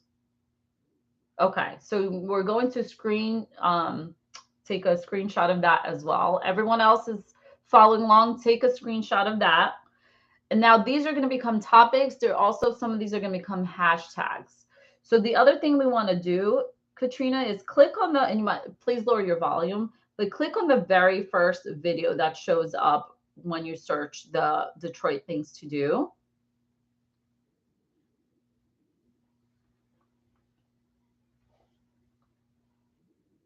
Click on that video and then click on more so you could see their description and their hashtags. What do you notice? Read it to me if you can, if it's not too long.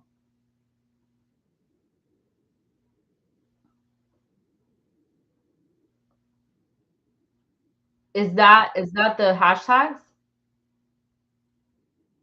Okay, what about the caption? What did they say in the caption?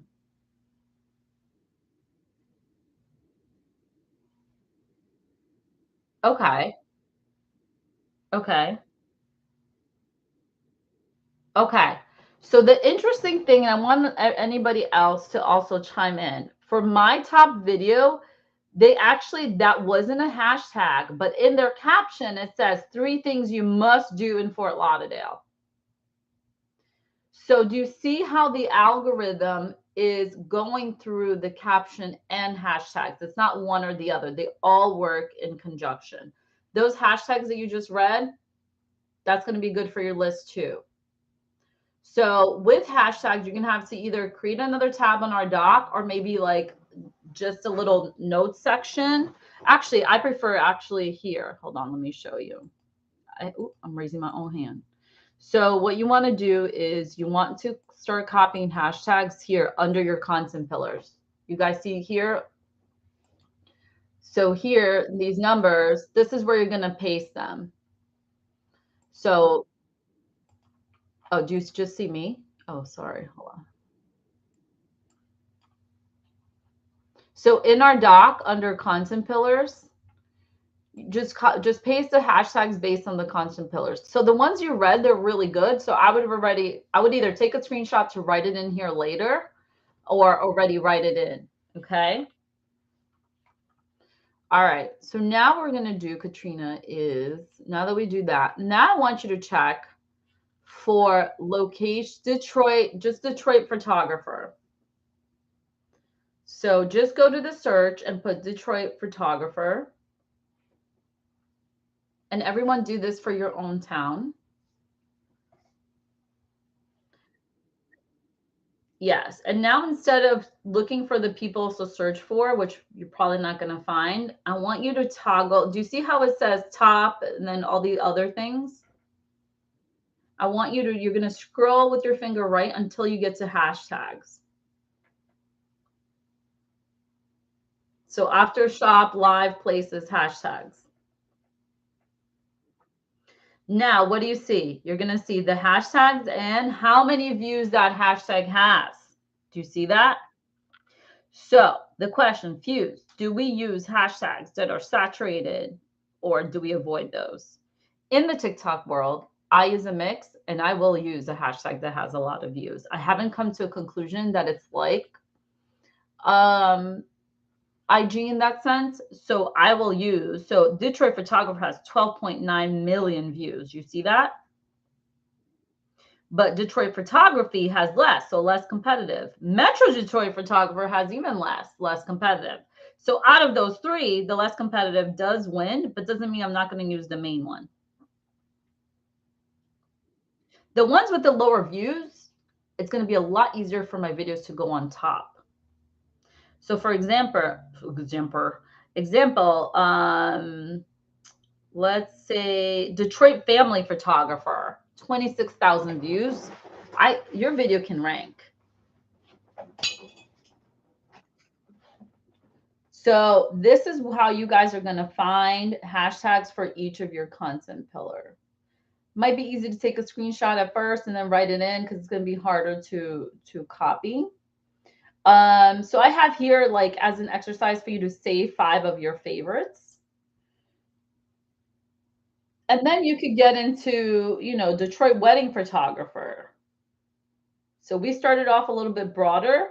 I'm going to do the same thing. I'm going to go to the hashtags, and Detroit wedding photographer has 8.5 million views.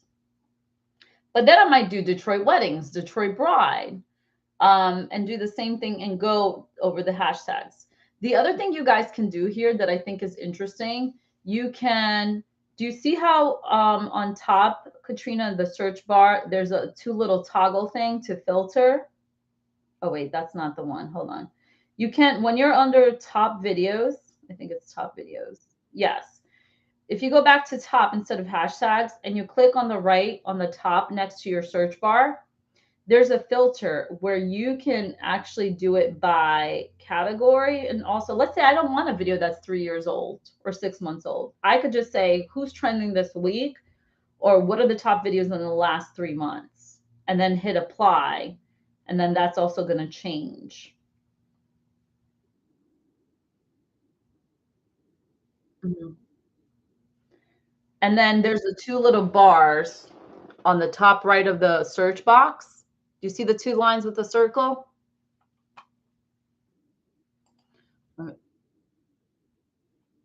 Yes, that's exactly it. Yeah, mine just shows two.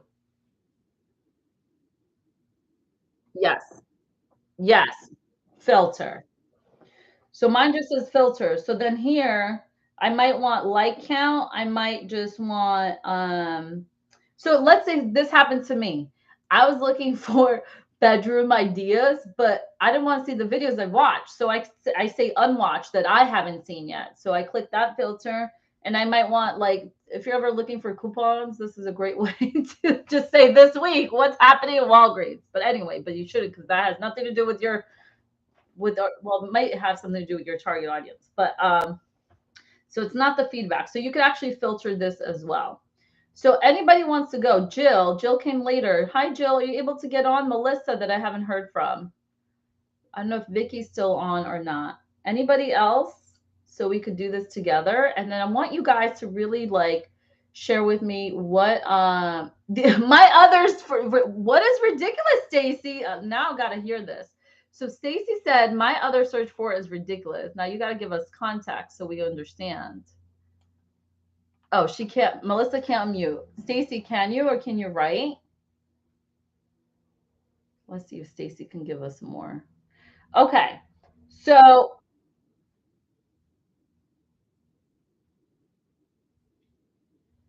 okay. All right. So take out what was the original? Okay, where you live, girl, first of all.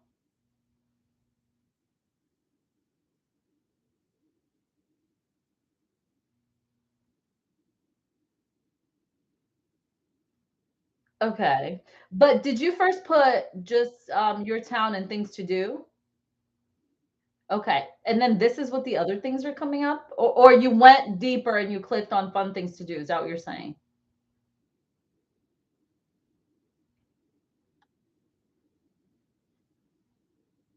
Okay. That is crazy. I don't know. Maybe something about your town.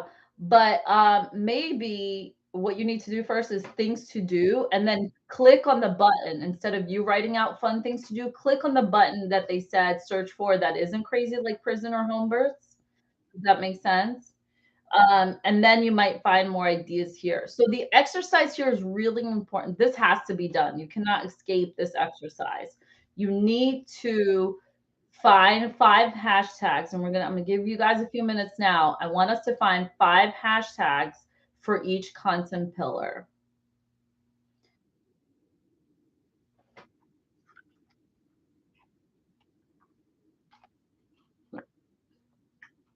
Okay,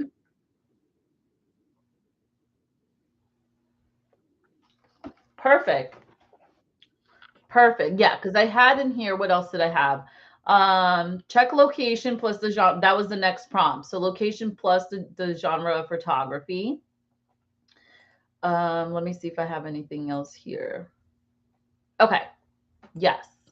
Anybody else? Yes.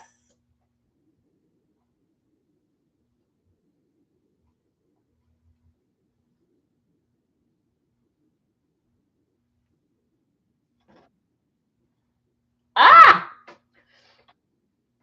but is that with your town or no? Okay. Which is hard to spell because I've misspelled many times. So how many views?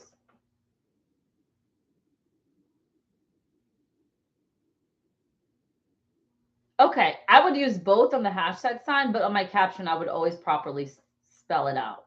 Does that make sense?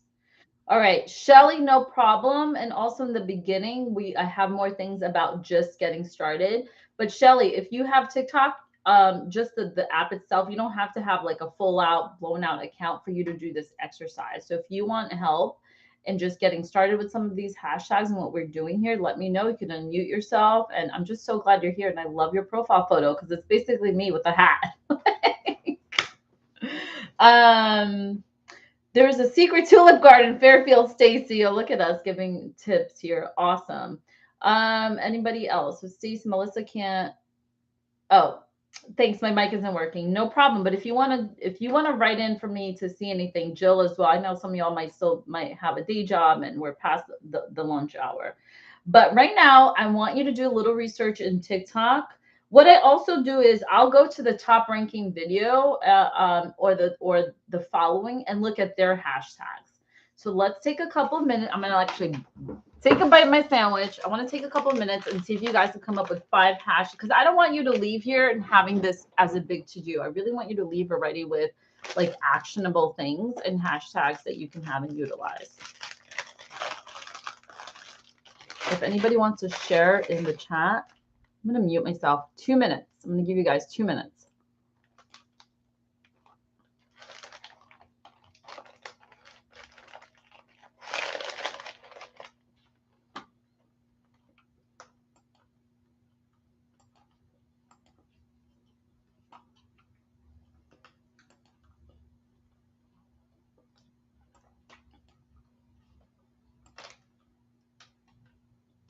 Mm-hmm.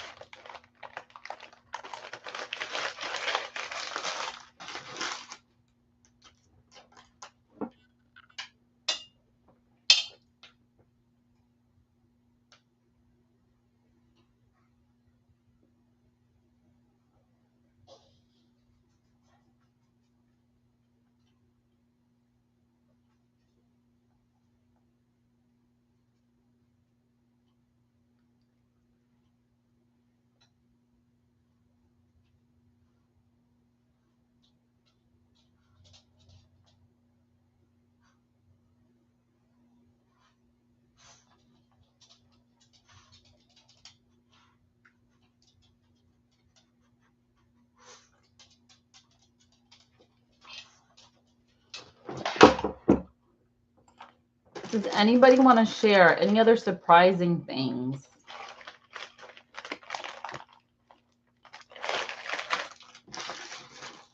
If not, we will continue. But please don't leave the class today without finding at least 5 hashtags. Mm-hmm.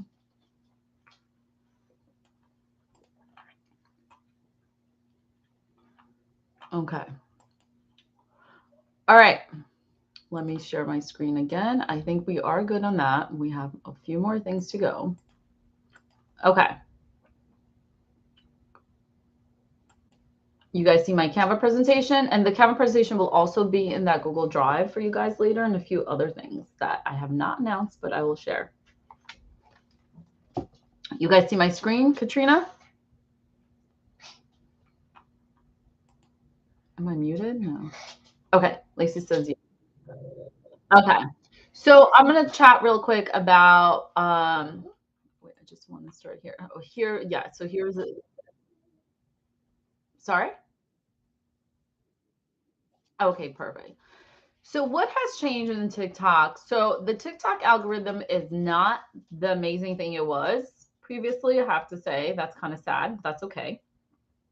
Trending sounds don't seem to be as strong as before, which I think is also a good thing, right? There was one sound, for example, that I did, and then later I found out the lyrics was kind of just really bad. I hadn't noticed. So I think this could work in our favor. But I feel like what the two things that are strong right now is definitely the CapCut trends and the shop. So do I save popular music? I do. And when I'm looking at the songs that I save, I kind of see how many views and likes does that video got. And you can also see, someone had a question about that. So you used to be able to see if the song was like up and trending. So I need to check, just like double check on that for you guys, and I'll have it like in a post call thing. There used to be an arrow up showing. I don't know if there, or if I'm getting confused with Instagram. But that was a question I got for someone that can't attend the class live today. They are pushing longer content, but I'm not completely sold that people are watching longer content. That is just kind of my personal opinion. But if you read like their guidelines, they are pushing longer content. All right, so let's talk about captions and more. How are we putting all of this together that we have learned today as far as the SEO elements? So with the caption, it is 4,000 characters, guys. So the more, the merrier.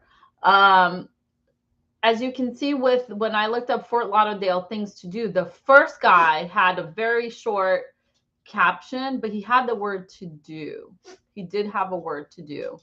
I do think if you can write more, the merrier. We never want the caption to be like cute baby, or just like, you don't want the caption. You need to be able to read the caption without seeing the footage or the post. Same thing for Instagram. Your caption on social media should never be like, you know, cool vibes. Like, what is that? That's not helping the algorithm. I'm sorry. It should be related to the post. We want mix of hashtags. Fuse how many hashtags? I don't have the answer. I use a lot. I also break this rule on Instagram.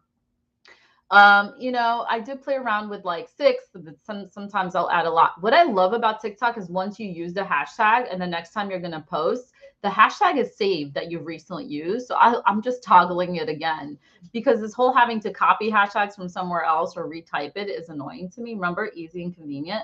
I do use emojis. I do use hashtags with emojis. You'll see hashtags with emojis. I don't actually think I use emojis on my caption, but now that I'm use ChatGPT, sometimes they will come up with emojis, sometimes way too many emojis. So I'll say like, remove these emojis. And again, ChatGPT for help as far as the captions is concerned.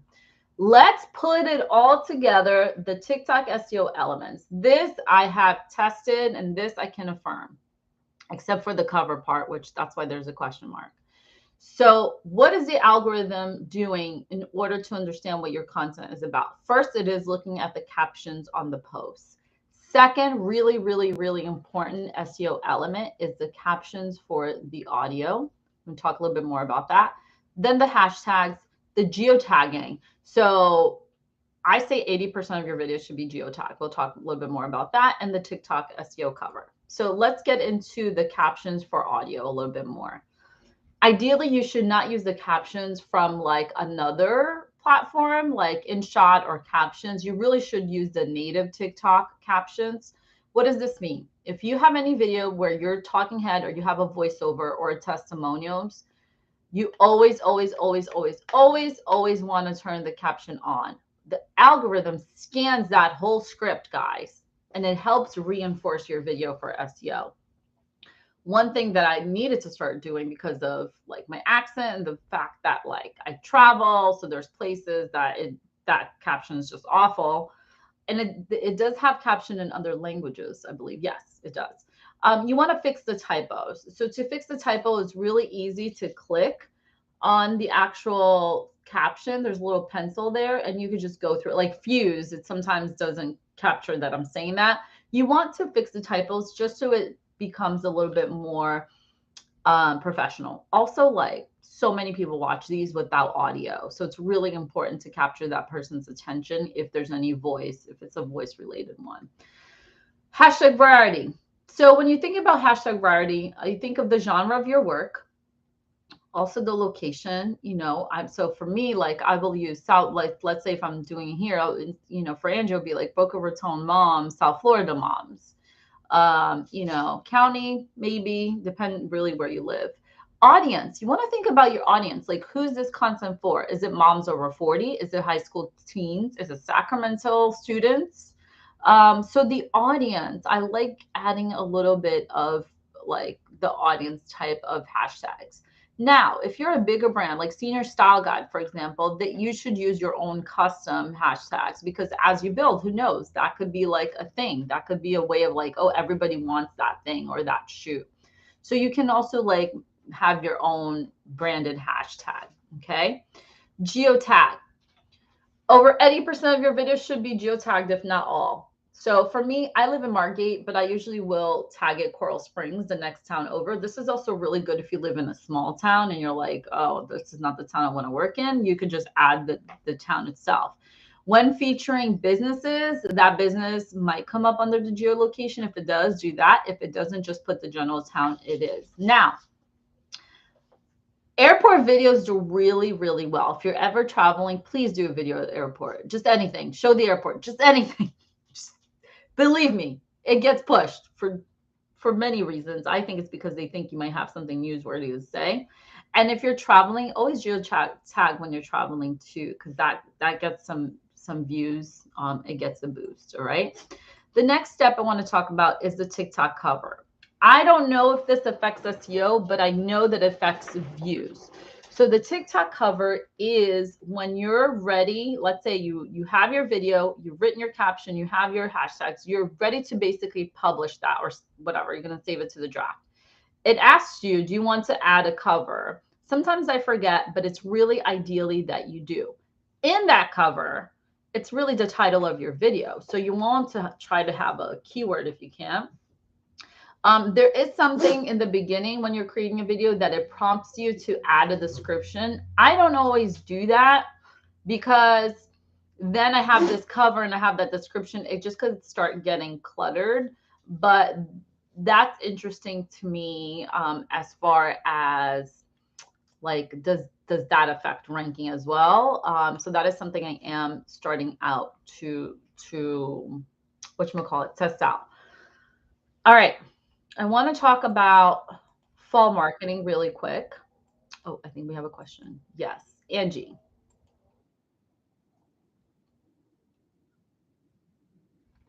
Mm-mm. No, it's just that box. You see this white box here?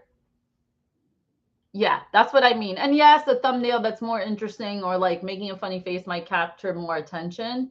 But they have this box. I use the white one. They have it in black. They have other styles. One thing I'm also testing out that I forgot to say is an emoji in the cover, because I feel like the emoji catches the attention. If I put a little plane or camera or something like luggage, I feel like it just visually captures people's attention more. So I just meant this little title box. It's more of like title box, but they call it a cover. That's why I have it here. That's right before you publish. It's going to ask you. So if you, yeah, so let's say I'm going to go to drafts right now and I'm going to hit next. I'm just going to put test for my caption. On the, I don't know if you can see, but I could screenshot. On the here, it says select cover. Do you see that or no? I don't think you can. Select cover. So I go to select cover and it's going to give me all these options down here. So that I'm always adding. Yes. So thank you for your question. All right. Fall marketing. I would find at least 20 hashtags for fall marketing. I would also start creating photo posts for fall marketing of previous sessions, whatever you guys usually do during the fall. Obviously, this is not going to be for everyone if you don't offer many sessions or fall portraits. And video posts for fall marketing. We are 2 weeks away, less than 2 weeks away from September. People, I mean, it's already, fall stuff is already trending. The great news is you can repurpose your stuff. Now, we know that Instagram does not like TikTok videos to be used over in Reels with the logo. I think TikTok doesn't care if you use the Instagram ones if it gets the logo, to be honest. The other cool thing is I do use repurpose.io. I should be an affiliate for them. I don't know if I have an affiliate thing, but so what does that do? And how does that make my TikTok life easier? There's little workflows that you can get. Every time I upload a TikTok, it automatically creates a version of that video on my Google Drive without the logo. So if I wanted to use that on Instagram, I could. That's my first workflow. My second workflow, it gets automatically posted to YouTube Stories. Now, YouTube Stories does have a character limit. It's only 100. So the text will get cut off sometimes, but I don't care. I just like the ease and convenience. I also added to Pinterest. The problem with Pinterest is that 90% of the audios are not accepted. So it's still there, still, but it's muted. But it still helps like my account get views. I was trying to add it to my LinkedIn page, but you could do it for your Facebook page. It is a paid. I think it's 1000% worth it. Because just of that automation and the backup of your video. Because let's say your account gets deleted and you don't have the backup of those videos, especially if you're using TikTok itself to edit those videos. Just that alone, having a copy of that video without the logo and having to like use another site to download it again, blah, blah, blah. I just like, so it's repurpose.io, I'm pretty sure. All right. So we're almost ending, guys. We're going to talk about, before we talk about schedule, let's do this little exercise here. The photo post. So I would love for you guys to do a test post right now. We could save it to drafts. So if you go inside of TikTok, you might have, I don't know if you have these photos on your phone or you might have to download it on your phone. You can also post via desktop for TikTok. The problem with that is the video has to be ready. And I don't even know. I haven't even tested if you could do a photo post.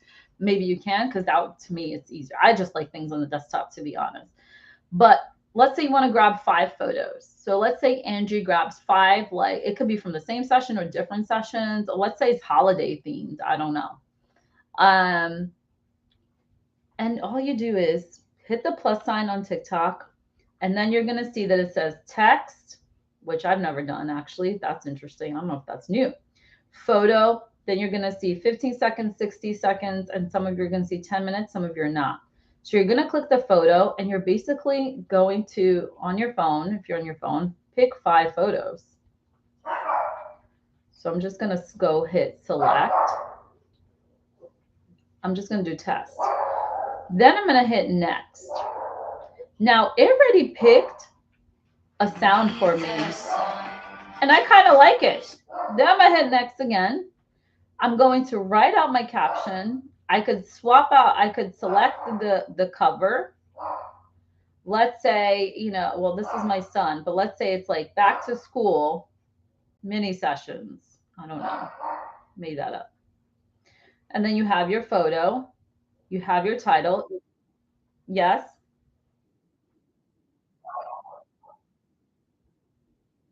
No, I went to photo. I just noticed they have a new text, which that looks like it's new.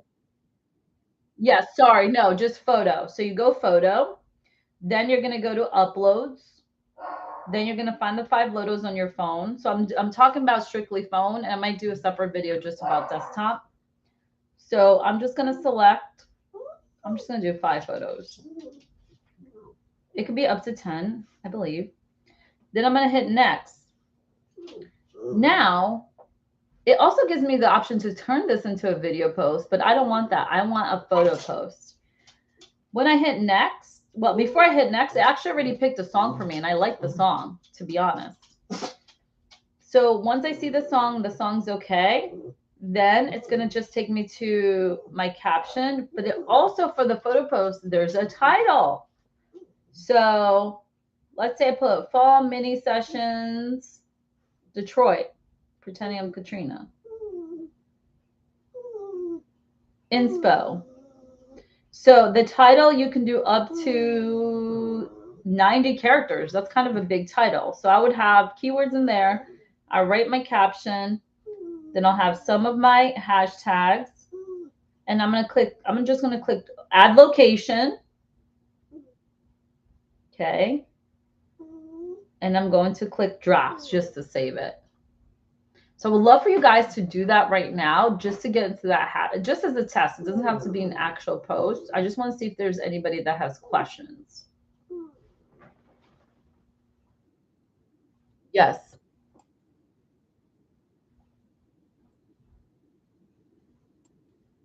Yep. So you go to, but the title, there's a title there. Hold on. Let me do it again. So I go next. When you click on share your thoughts, you got to click on it. There's going to be add title optional. That shows up after.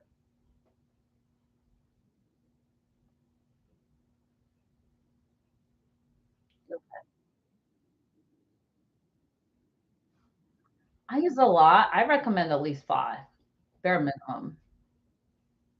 But remember variety, like if it's for a mom, expecting mom, I might use like a broad expecting moms or South Florida moms, first baby, for whatever I found, and then think of the audience, and then location for sure, right? Like Boca Raton moms, Sacramento students, Sacramento teens, Sacramento schools, some, well, not schools, because if it's not about the school. Um, any other questions on photo type posts? Lacey asked, what prompts are you using for content for ChatGPT? Well, I have that prompt sheet. So I would take the pillars and do that. And then if you have one specific pillar, so let's say I have the post idea already. I'm going to say, I'm creating a post about write me a caption for a post that I'm doing about X. And then I could say, include some hashtags or not, and then see what it comes up with. Create a caption for a newborn photo session with the toddler. But always say TikTok. Don't say Instagram, because there is a difference between the caption world of that with ChatGPT. Great question. All right. So any other questions on creating the photo post? The schedule. The schedule really is going to have to do with the challenge. So I'm going to skip that for now because it's going to scare you all. Okay, so I have some good news. I'm going to have some bonus lessons where I'm going to do screen recording of how I edit with InShot app. And then also how I edit versus InShot app versus TikTok. Some people get fancy. They get to iMovie. There's also one called Beatly, but that to me is not as vital anymore. The pros use iMovie if they're doing stuff for other businesses. And then there's CapCut. So I do recommend that you download InShot app and the CapCut app. Those are 2 apps that I think are very useful. Not mandatory, but at least the CapCut. So again, the basic editing is going to be part of the bonus class. So remember I said today was going to feel like a workout and just a lot of information, but I want you to leave here and be like feeling really good about strategy and how easy it is to really do this. So quick chat about analytics, and I'm going to talk about the challenge, and I'm going to let you all go on this beautiful day. Okay. What do I look at when I'm looking at analytics? And I might do a bonus lesson on this as well. So basically I go to creator tools. So if you guys have access to creator tools, what you're going to do, how you get there is you're on your profile now, right? Well, instead of home, go to profile. Then you're going to click the little hamburger menu.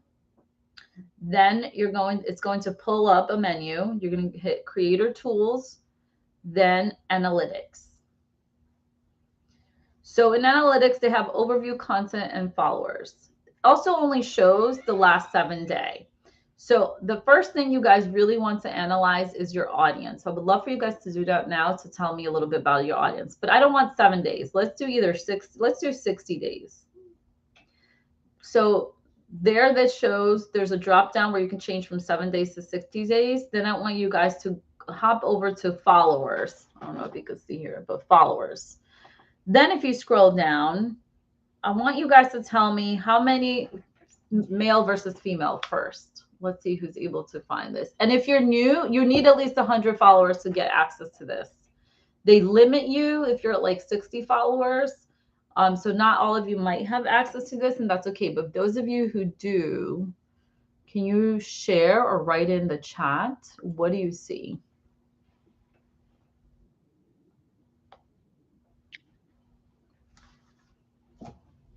Was it Angie? Whoever?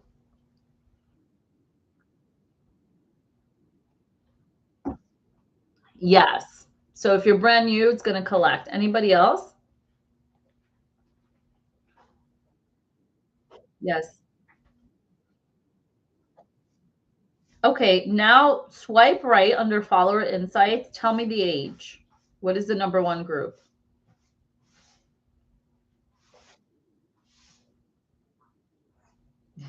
Age is the second one after gender.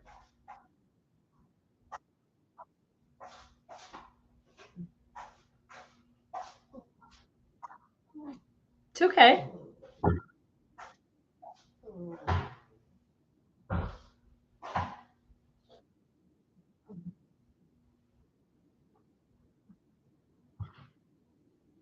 So is that aligned with your target audience?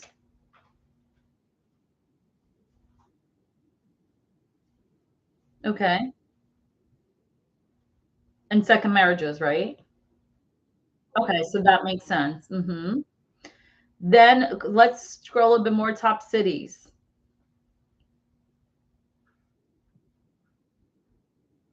Okay. Yeah.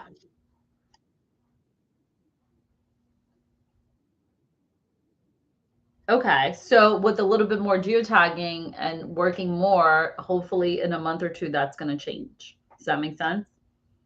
Okay. Now, if you scroll down, I want you to look at most active times, but let's go back to August 20th,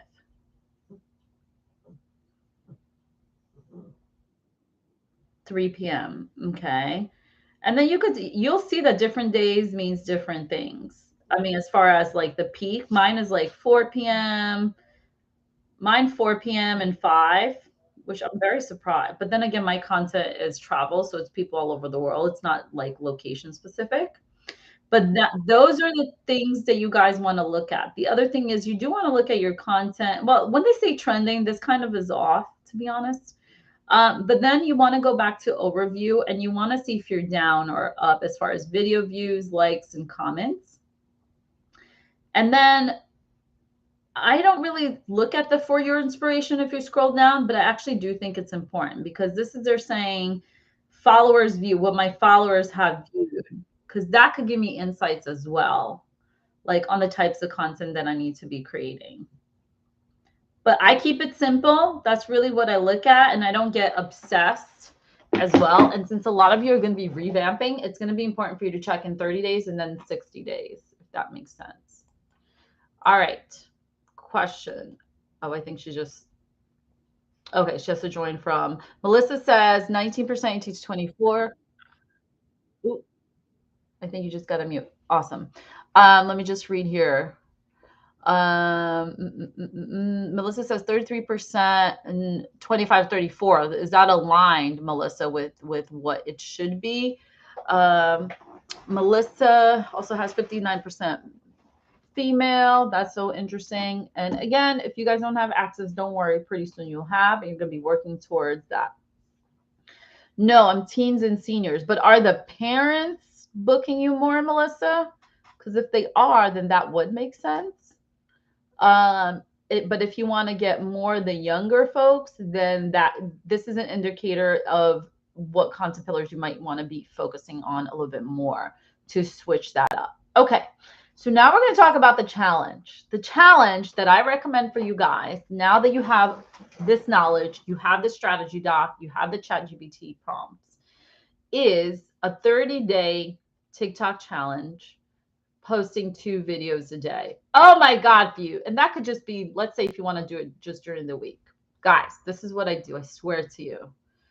Like, let's say if I'm in the video making mode now, I have 20 minutes. I create 3 videos and I save it to drafts. What's the best time to post? Yes, it says 3, 4, 5 p.m. So I do realize if I post 10 a.m., it might not get as much traction in the beginning.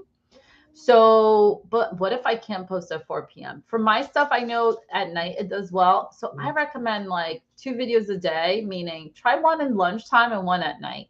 But you want to batch it where they're already in drafts and you're not like, oh my God, what am I going to post today? So 30 days, let's say, I'm not going to say 60 videos. Let's say it's 40 videos. Give you guys a break. Out of those 40 videos, 10 videos can be photo posts. Easy. Done. 5, 10 can like repurpose what you have. The goal here is to look at the content, your content library of things you already have, and use it to your favor within the strategy. So some of you said it's complicated in the forum where I said, are you creating short form video? But I feel like you already have enough content to even do this challenge. And then the new content you're creating can be also really easy. Like you might be at a coffee shop, you might be working from some place, you might be at a studio day. it is like so simple, right? Because you also want to think about relatable content. With the CapCut trends, especially, we want to look at like, so for example, I would do one probably like, oh my God, it's already back to school. Like it might be like moms rejoicing that their kids are going back to school and the teens are like not happy or something. That could be interesting. So, you know, Lacey has more of a comedic vibe. I would look at like funny things that are trending and see if I could replicate. So that's what's really easy about CapCut. You'll see where it says try this. You'll see somebody else's video and it says try this template. And it's so easy to just be like, how can I make this relatable to my niche market or to my work or to my audience? It's just very attainable. Out of the 40 videos, 10 should definitely be a CapCut trend. So right there, there's already 20 videos, 10 photo posts, 10 CapCut trends, and the rest, maybe 10 location specific, and the other 10 more personable or FAQs. You could do at least 5 videos on FAQs alone. The reason why I strongly recommend this challenge to begin with, because first of all, it's going to help you get followers, especially if you're not the 100 follower mark. Number 2 is you're evaluating what sticks. And I want you to really diversify this content as well. If you can, it might be easier for you to do it that way. So then you could look at your analytics and be like, oh my God, why is this video? What do these videos have in common? Why are these videos like getting the most views? Was it the time of day? Was it the song choice? Was it? And then you could properly analyze. But a lot of this stuff is testing and marketing. And I pretty much will get on a roll and then I'll kind of fall back, you know, because life happens. But this is such a great time for you because of the fall marketing, because you're going to get real busy soon. And that's why I think September is a great month to just do the challenge, to really just get your numbers up there. Also, don't get addicted to the views. That's something I have to tell myself all the time, because I'm like, oh my God, I have like 9,000 followers and then, you know, videos that are getting 300 views. It just is what it is. Another thing about analytics, let's say if you're like, okay, Fuse, I have been using this, maybe not to the extent that we learned today. But one thing that you could also do is go to each of your videos, and then when you click on the video, so I'm just going to click on a random video here. So this is my video, okay? Up on top, it actually says e.l.f. Halo Glow Liquid Filter. So it's categorized this. I know I'm ranking for this. Now, a lot of other videos will say just find related content. When find related content, it kind of means that they're not really sure what this video is about. And the funny thing is, and a lot of my videos have that, so I don't get like too shocked on that, but it's interesting to see your account. Once the 30 days are up, go through these videos and see if they've labeled you with like a certain keyword. The interesting thing about this video that says find related content, asking me to add the location. So you see how location heavy they are. A lot of my videos are, even though that I feel like I'm specific, I'm talking about a topic, like this one was a deodorant, so it's labeled deodorant. So there are videos there that I feel like are labeled, have the SEO, and it still says relatable content, but that's okay. I do notice that the videos that they have a label have more views, but this I feel like you really could only do after your 30 days of really doing the challenge. So class is done. Again, I knew this would be a lot, but I just want you guys to feel not overwhelmed, but really empowered, because you already found some hashtags. You've established your content pillars. You know that there's easy types of posts to do. You know, you don't have to like, stories are cool, but you also don't have to be present if you don't want to like show up in stories. Stories could just be a photo of your backyard, like, or your coffee. It doesn't have to be that you're talking or live, and you could batch process this a lot. So the other thing I want to say here is thank you so much. I know that was 2 hours and you're still here. So the other thing is I will have bonus classes, especially about editing. Show business. Oh, another one. So I'll look into this whole business and personal. I don't know if you have to go to personal first. I will look at that question. So again, I think the challenge is important. If you want to take this serious, if you really see this as a marketing tool, and I think it is, because especially with those videos that are ranking in Google results, and that you could actually get clients from TikTok, this is your foundation. This is the you've learned the TikTok SEO elements. You learn how to find hashtags that are going to be great for you to get found. You learn the different types of content that you create. And then you'll have, like I said, I'm going to do a few bonus lessons for just editing. I edit things quickly. I put them together and I'm just chopping, I'm shortening. I'm bringing it over to TikTok. I'm doing my voiceover. I'm adding my captions. So I'll show you that too. If you've never done a voiceover, I think it's really easy to do. So those are the bonus lessons as well. So that's a wrap. My email's info@getfoundwithfuse. If anybody has further questions, Shelly, we're going to have to talk because I'm going to have to reschedule your thing tomorrow. But let's chat. I'm going to email you right after. And cannot figure out how to switch to creator account. So any advice? Yes, I'll look into that and I'll email you guys that question. There was also another question from, I just will make sure that there was one question that was asked. She said, does the music matter? Okay. Replay will be live here. Will be available today, honestly, because I know some of you will, well, many weren't able to attend live because of other commitments and the fact that I had to change the date. Do you have resources on doing lives also? I'm wanting to do my team shoots live. Let me tell you, live, this is a great idea, Melissa. Lacey, also, Vicky, you had a shoot. So the challenges start September 5th. You post twice a day for 30 days or at least 5 days a week. So I said you had to batch videos, just save it in drafts, and then all you're doing is really releasing them. And then, you know, keep each other accountable. And I have my free Facebook group. I'm going to be posting on that. I'm going to be reminding you guys about the challenge on there too. But what was I saying? Oh, going live.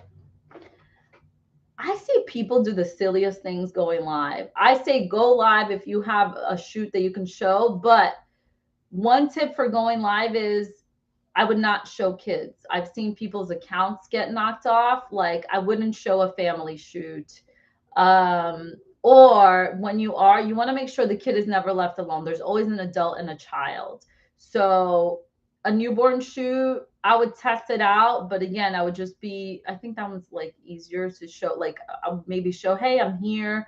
Or when they're filming, not just a newborn by itself. So you never want to film kids by themselves. They're very aggressive with that. You want to make sure you're in the video or there's an adult in the video. Other than that, like I've seen people just be live for hours and hours. Like, you know, I would definitely do a live of a shoot or your team doing a shoot, or like the senior photographers, you have those model rep days. That's a great idea to go live. I've tried going live in my travels, but the Wi-Fi situation, so you really need great Wi-Fi to go live. They're kind of picky about that. You pick like the general topics that they have. And I have a huge Halloween show October 5th, and we want, oh yes, do it. That's going to be amazing. And Melissa, I would show some videos prepping for that shoot. Like you buying the props, like so excited, we're going to have this shoot. Get excited. Show the process. People want to be part of your story, your brand story. So show the process. I would do at least 3 videos about leading up to that shoot for sure, showing the process. Jill, I think Jill is working. We're not able to hear from you that much. Stacy, thank you. Angie, the Facebook group is Fuse Lounge. I'll send that in the recap as well. Well, thank you guys. I actually have to get back to my day job. But this was so great. I was like a little fearful because I was like, oh my God, there's so much info. Am I gonna like just, you know, are they gonna hate me? Not hate me, but like I want you to feel empowered because this is so attainable and doable. Especially if you have a team, if you have help. It's just you just need like the direction. Hopefully I've given that to you today. Thank you so much. And now, like I always say, go get found. All right, guys. Thank you.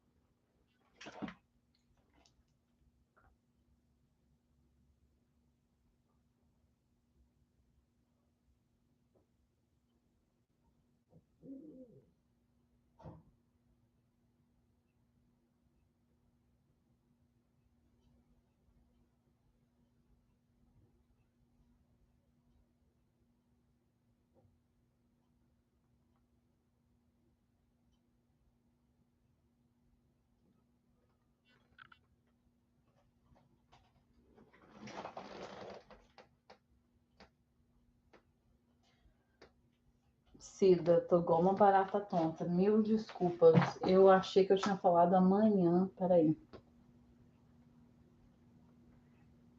Terminei só agora e eu tenho que voltar a trabalhar. Eu achei que eu tinha falado amanhã. Se você não puder, eu acho que segunda você não pode, né? Mas segunda eu vou estar lá no Canadá. Mas eu realmente queria falar com você antes de ir para esse retiro.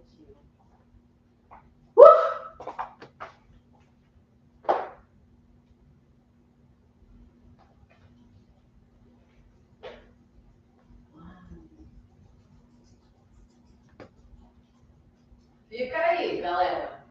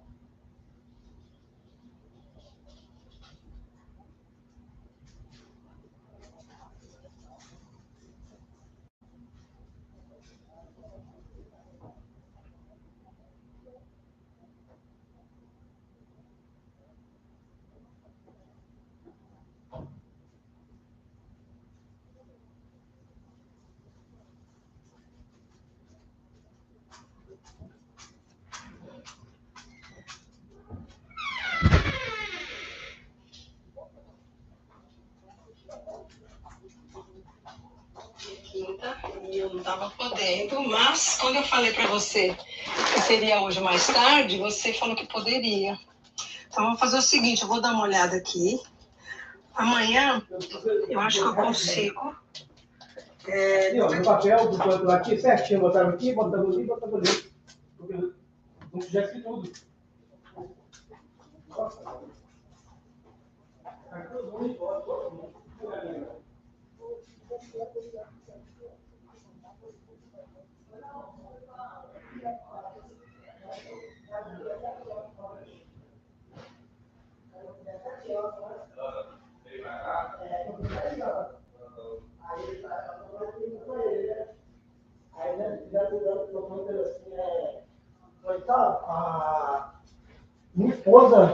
Minha esposa me largou por causa do americano.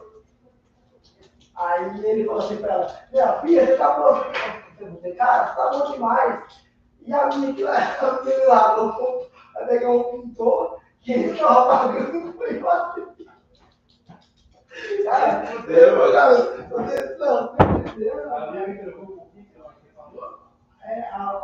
cara que eu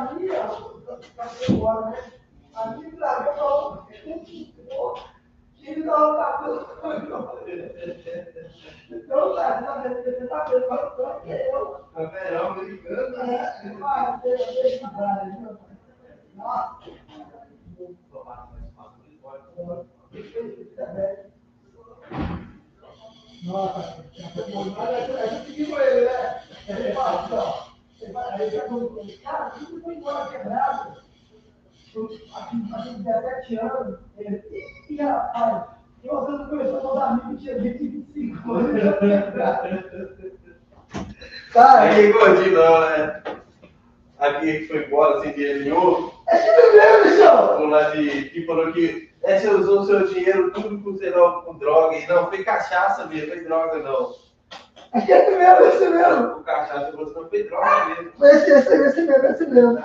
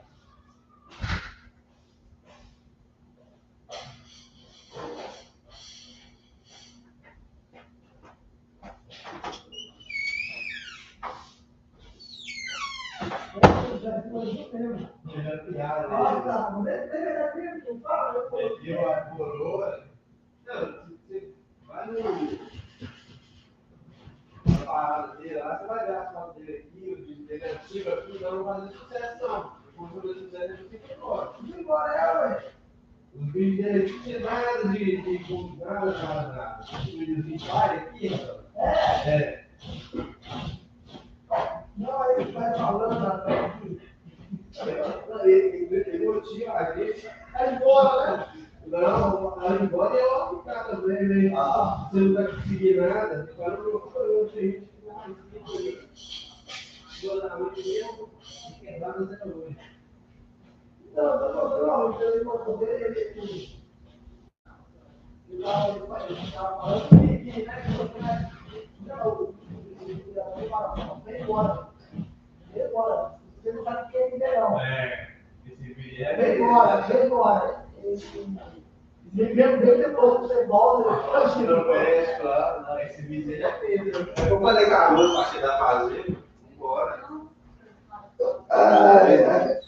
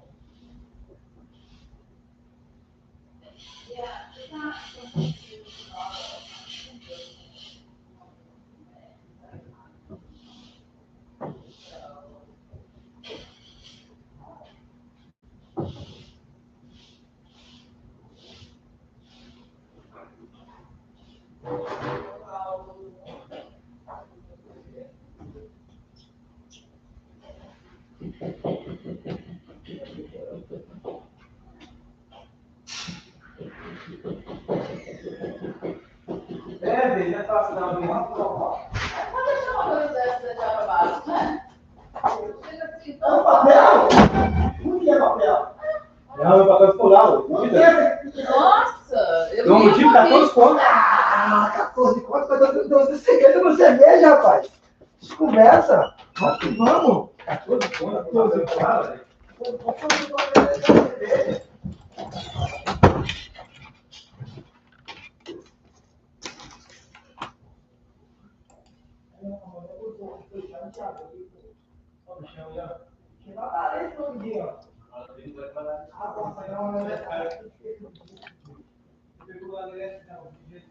Peguei, gostei. Viu, velho? Eu vi que pegou sem jeito.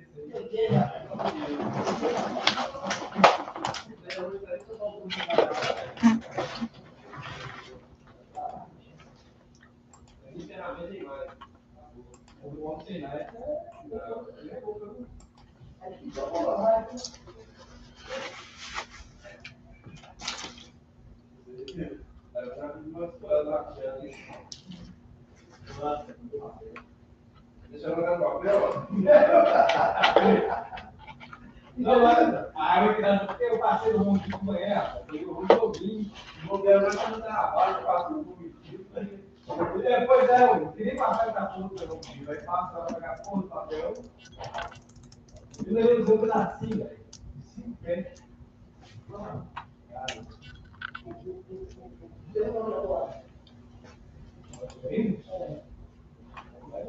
Tudo no gel.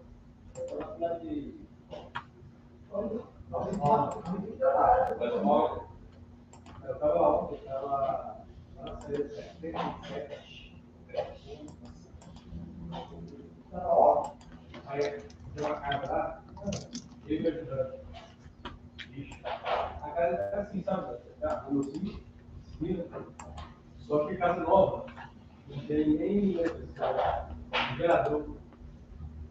Agora imagina o calor. Aí chega lá e assim, está na mesa, aí fica assim, olha nada. Aí colocar o corpo do processo. Você esqueceu o papel, filho? Vou pegar um vídeo agora. Porque eu faço que eu vou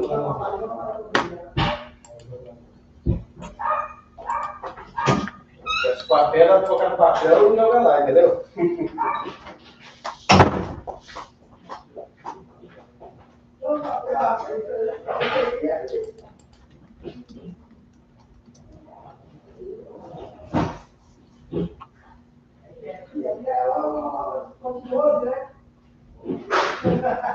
É igual a professora comprou, quando o comprou tirar uma foto lá, eu falei, vai tirar a foto, porque Na volta mesmo já peguei ela, devolvi, falaram dele na hora e já concluí. Falou com ela de agora. Então,